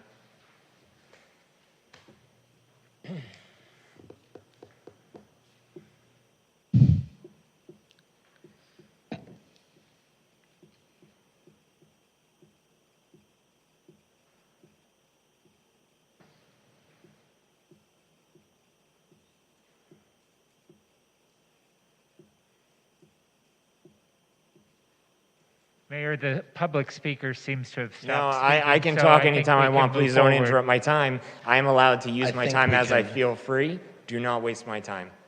City Thank Attorney? you. I would like at least 5 extra seconds. I'm allowed to do this. I spoke on it, and I'm allowed to pause as long as I want. Thank you very much for that. 1, 0, thanks. Thank you so much. City Clerk, please lead the item. Thank you, Mayor. Sanitation District number 4, the delegate will be Mayor Erickson For Sanitation District? for Sanitation District number 4. I actually, woohoo. Shocking enough, it meets when I have my job, so I actually can't do it. Do I have to do it? So, okay, so you, Yeah, you're automatically the delegate, but we can pick an alternate, Correct. somebody who can go in your stead. so who would like to deal with sanitation? I'm looking at Vice Mayor Byers, maybe? Happy to do it? Okay. Sounds good. Okay. Do you have, can you put it on this? I guess I could pull it up on my iPad. Next up, So Vice Mayor Byers is the appointed alternate. I will try to sanitize with the best of you at times. All right. Next is the California Contract Cities Association. I would like to stay on as that. And we need an alternate, Yep. right? I believe I'm the alternate currently. I'm happy to continue unless anybody else wants to take it. I'm fine with that. Okay. We have Erickson as the delegate and Byers as the alternate. Clean Power Alliance. I'm happy to stay on for Clean Power, and I believe Vice Mayor Byers is the alternate. I think you skipped the Joint Powers Authority. Yeah. I'm pulling it up. Yeah, we got CJPIA. So right now we have Councilmember Meister and Janet Jimenez and Melissa Crowder as the alternate appointees. Would you like to stay on? It was such a lovely trip down so- there. I'd love to stay on there. Thank you. I'm so glad. Thank you. There we go. National League of Cities. We currently have Mayor Shine and as the appointee, as well as alternate appointee, Councilmember Meister. Former Mayor Shine. Councilmember Shine, would you like to stay on as NLC rep? No, I would not. Okay. I'm happy to become the delegate. Wonderful. Would any of my colleagues like to be the alternate? We usually pick the alternate once we figure out who's going, so. Got it. I can't. I'm happy to be the alternate. I'm on a couple of National League of Cities committees, so I'm happy to do it. I know Vice Mayor Byers is going to a bunch of stuff. Santa Monica Bay Watershed Council. I'm happy to stay on as that unless someone else would like to do it. All right, and Vice Mayor Byers, would you like to stay as the alternate? Yep, there you are. You're on there.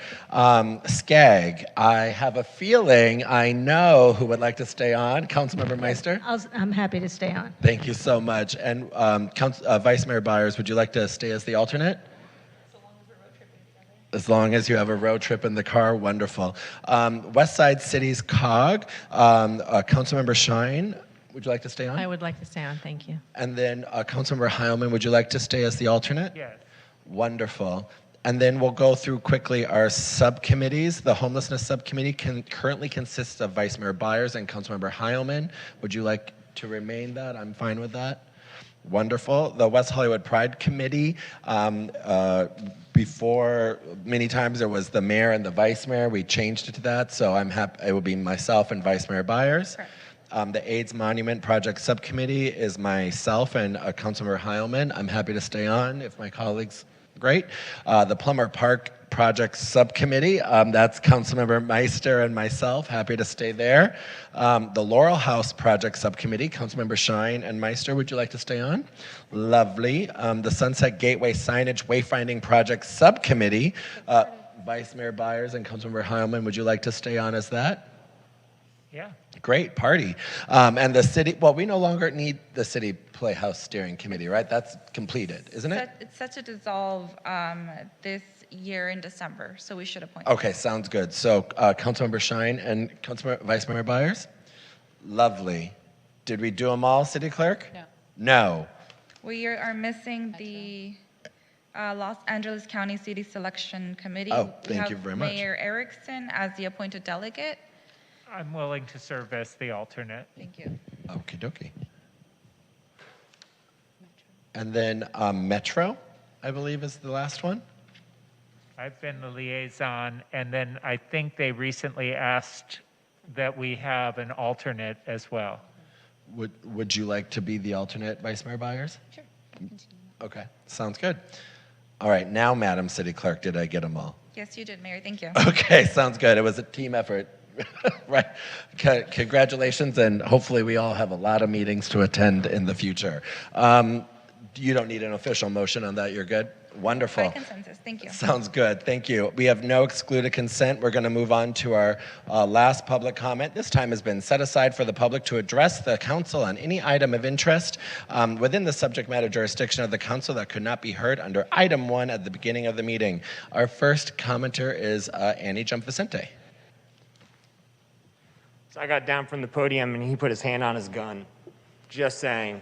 I don't know, man. This specific person has been trying to intimidate me ever since 2022. Yeah, I know you don't care. Your face obviously looks like you don't give a shit. I know you'd rather LASD kill me. I know, Erickson. I know that's what you care.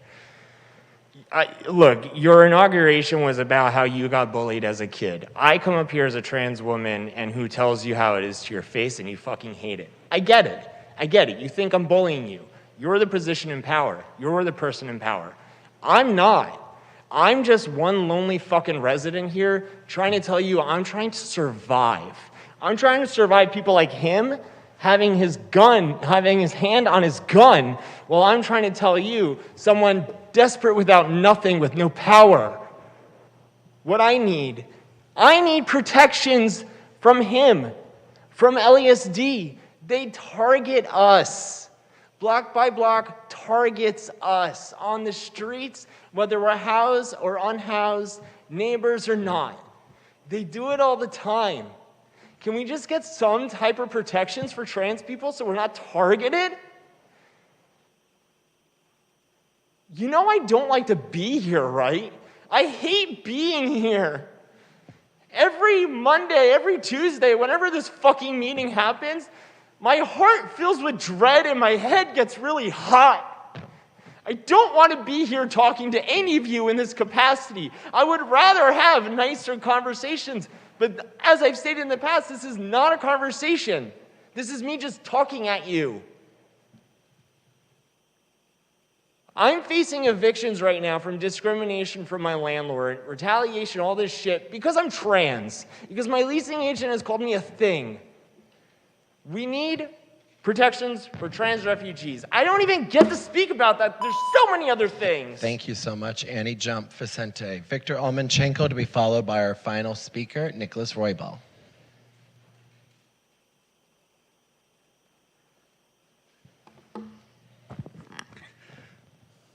Good evening again. Victor Omolchenko, longtime West Hollywood resident. You know, I listened to the public comments earlier this evening, and I guess the comments that really resonated with me were those that came from my neighbor, Mike Carter, about gratefulness. And it's so important. I'm learning to be more grateful. I know we're all trying to be more grateful for those things that we have and those things that we hope to accomplish. And so I'm grateful that you've gone through your first meeting, and I think with shining colors, Mayor Erickson, thank you. I wanted to mention, I know the issue of ethics is coming up, and I know that the appeal of the Affordable Housing Project on Weatherly is being continued to February, to some date then. But I just wanted to bring up the whole thing about consistency in ethical type procedures. And I know that when the Temple Bethel Synagogue appeal was being held, and Mayor Shine at that point, she recused herself from that effort. But I also remember back when the Arts Club was being approved on Sunset at Hilldale, when then Council Member John Duran didn't recuse himself because apparently he was a rent-stabilized tenant with no financial interests in that project. So Ms. Shine recused herself, Mr. Duran didn't. I know there's issues with Ms. Byers hearing the appeal. I've seen media coverage on that. And I would just urge all of us to get some kind of consistency in the rules, in the ethics rules, about when a person must recuse himself and when they shouldn't, because we don't want to be playing, both sides against the middle. We want to be consistent, and it would be good to know what those rules are. And the last thing, please consider refurbishing the AIDS Memorial. You just are going to be on an AIDS monument, but there's an AIDS Memorial, the original one in Hart Park, and it needs some help. So thank you very much. Thank you so much, Victor. Nicholas Roybal, you're our final fabulous speaker for the evening. Evening, Council. Thank you for this opportunity. As a trauma survivor myself,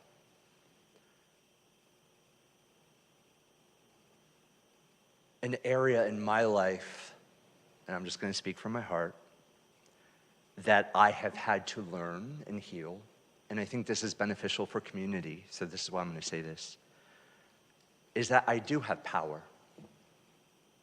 And it's not formal authority, it's informal. And it's in the gift of healing. And it's a specific language to myself.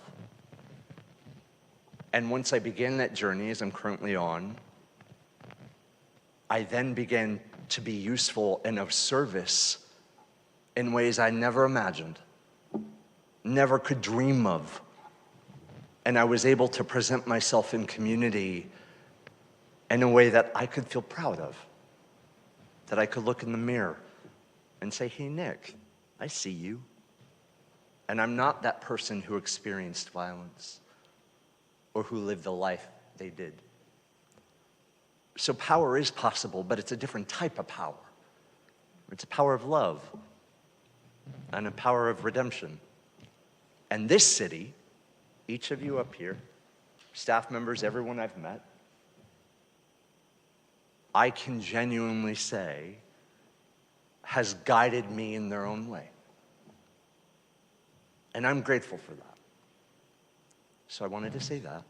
And then I have a technical ask, if I may. The light fixtures on Santa Monica Boulevard, the blue globes, they're really dirty. Do you think we could clean them? I'm happy to get a ladder and go up. I have a lot of good lesbian friends. We can do it. I'll clean them, but can we get them cleaned? Thank you. Thank you so much, Nick. No need for that ladder. Helen Collins and Steve Campbell are to the record. They have heard it. Thank you. I am now going to turn to my colleagues for councilmember comments and meeting attendance reports. And I'm going to start with Councilmember Hyman. None. Thank you so much. Councilmember Meister. Thank you. Okay, so I don't really have an attendance report because not that much happened since last week. Although I did attend Andrew Campbell's celebration of life, and it was really lovely for those who missed it. On consent calendar, on item 2O, on the social services contract updates, one of the providers that was not reaching its goal was the Disability Community Resource Center, and I just thought I would just mention it, that maybe we need to somehow advertise their services more or target our older adult population, because I would imagine that most of our residents have no idea that this resource exists or to know to ask for it.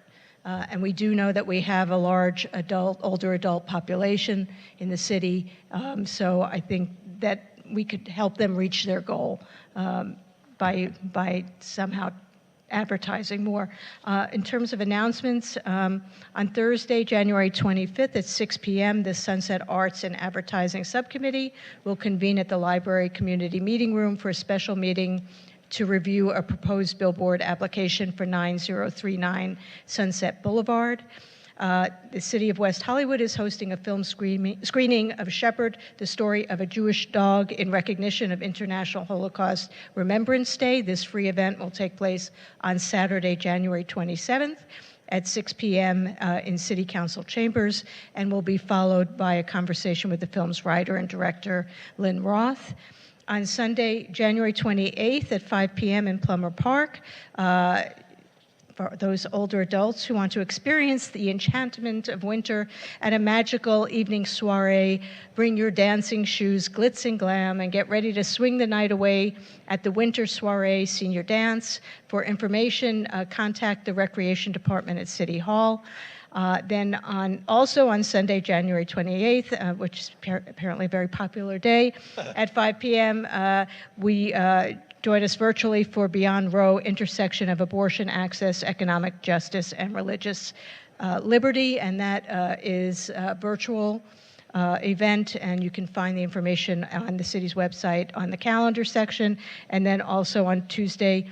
This is what happens when you start with me first, because... No, I've been here for a while. I know what to do. All right, on Tuesday, January 30th at 7 p.m. in council chambers, we hope you'll join the City of West Hollywood and its LGBTQ+ Commission at the Rainbow Key Awards ceremony honoring the 2023 awardees, where we will honor those who have made outstanding contributions to the LGBTQ+ community. That's all for me. Thank you, Mayor. Thank you so much, Councilmember Meister. Councilmember Shine.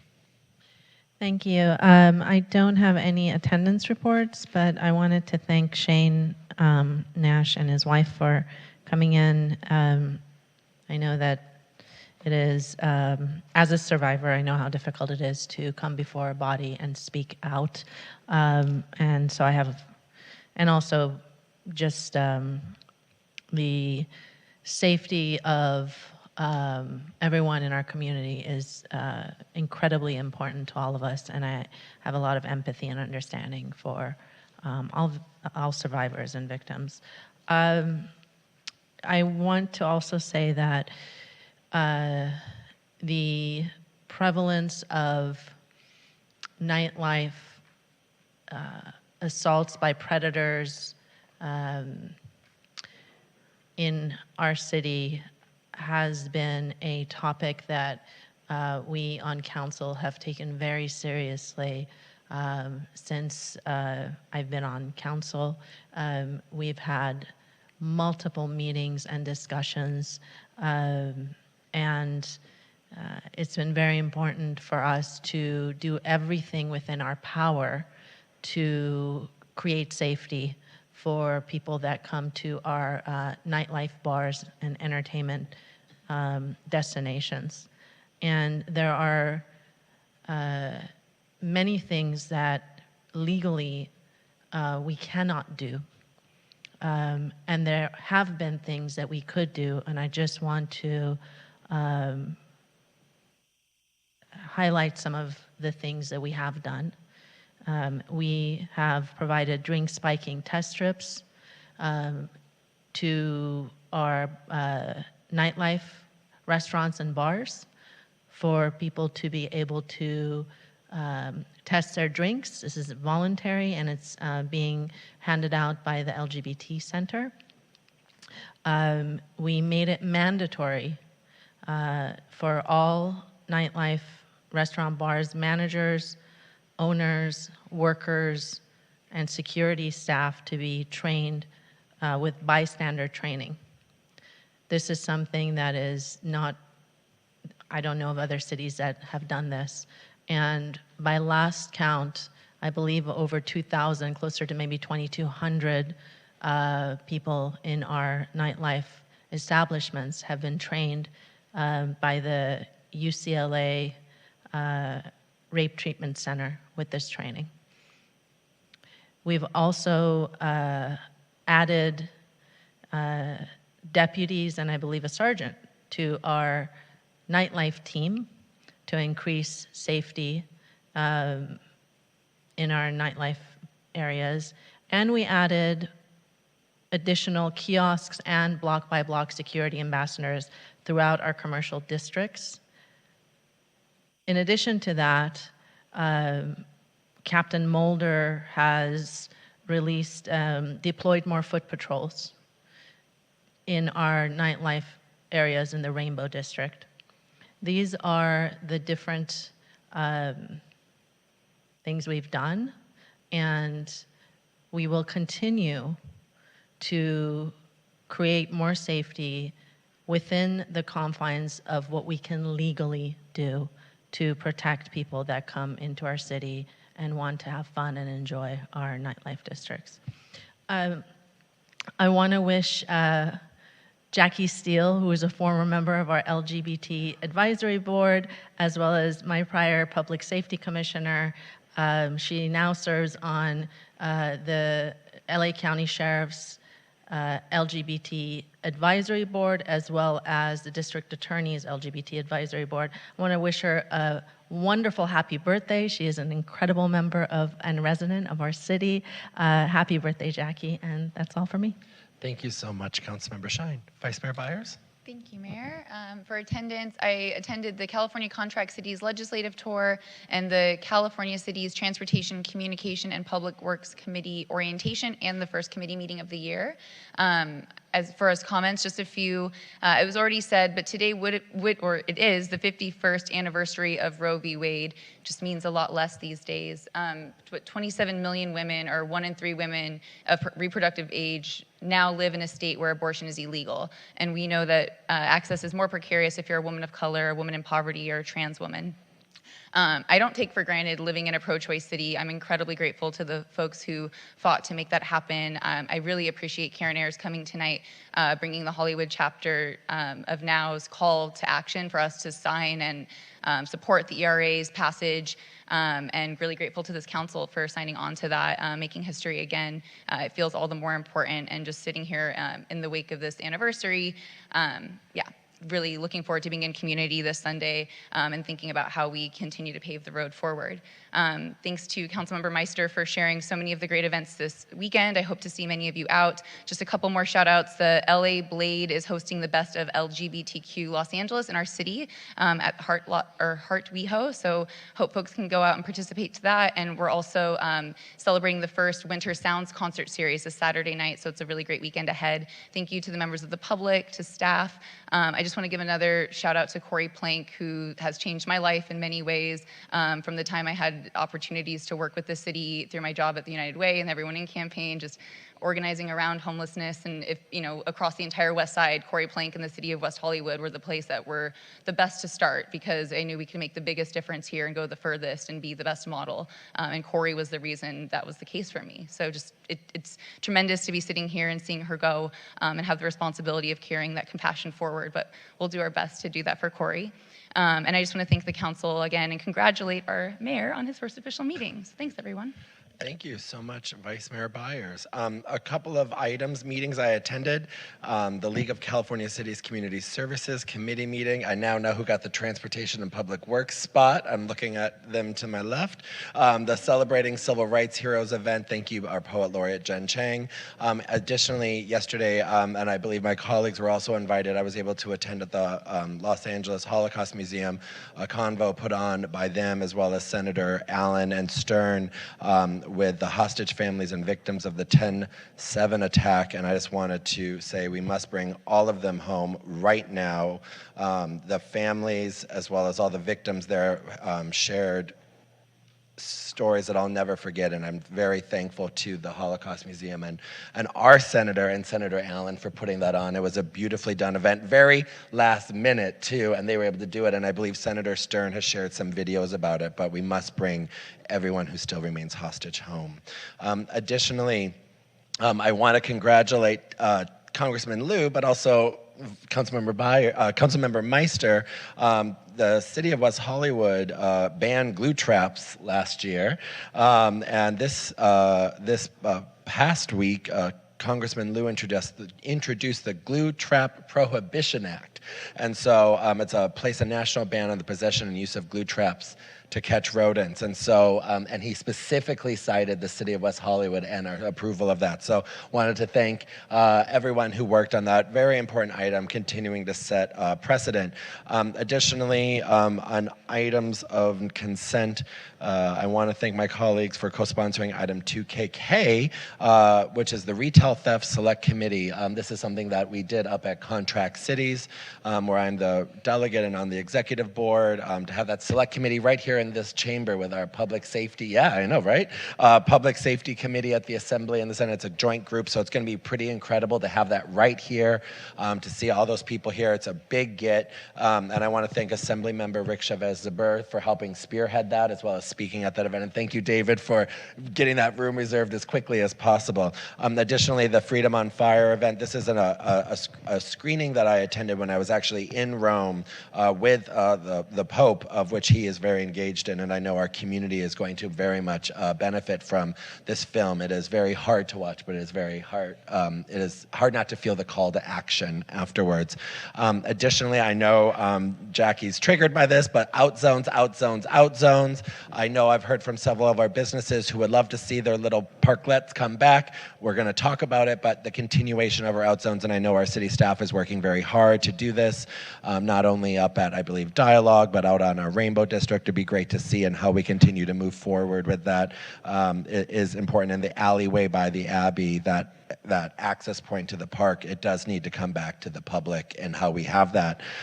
They can keep the sign. Additionally, this Saturday is Memorial for Sybil Zayden at longtime Commissioner Sybil Zayden at 10 a.m. at Kings Road Park. Please come by. And then there is also on Saturday a coffee with the mayor hosted by Dialogue Cafe.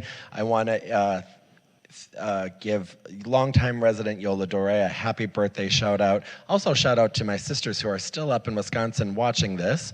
And then last but not least, today SB 339, the PrEP and PEP bill, passed unanimously by the California State Senate. Unanimously, a bill to expand PrEP and PEP services passed in a toxic political climate, 39-0. It is a monumental occasion for everyone trying to get access to services. The city of West Hollywood, Hernan specifically, have been really engaged with the back and forth. I want to thank Senator Scott Wiener and Senator Rick Chavez-Zeber for jumping in to get this thing passed. It has an emergency clause, so hopefully the moment the governor signs it, it goes right into effect. Again, it is shameful that one Democrat, Assemblymember Chris Holden, held this bill up in Assembly Appropriations. Every person, in my opinion, that has been diagnosed in a way that could not have happened because of this bill and how it could have gone to effect, that man has blood on his hands. The fact that we had to wait 2 extra months for people to get access to life-saving medications.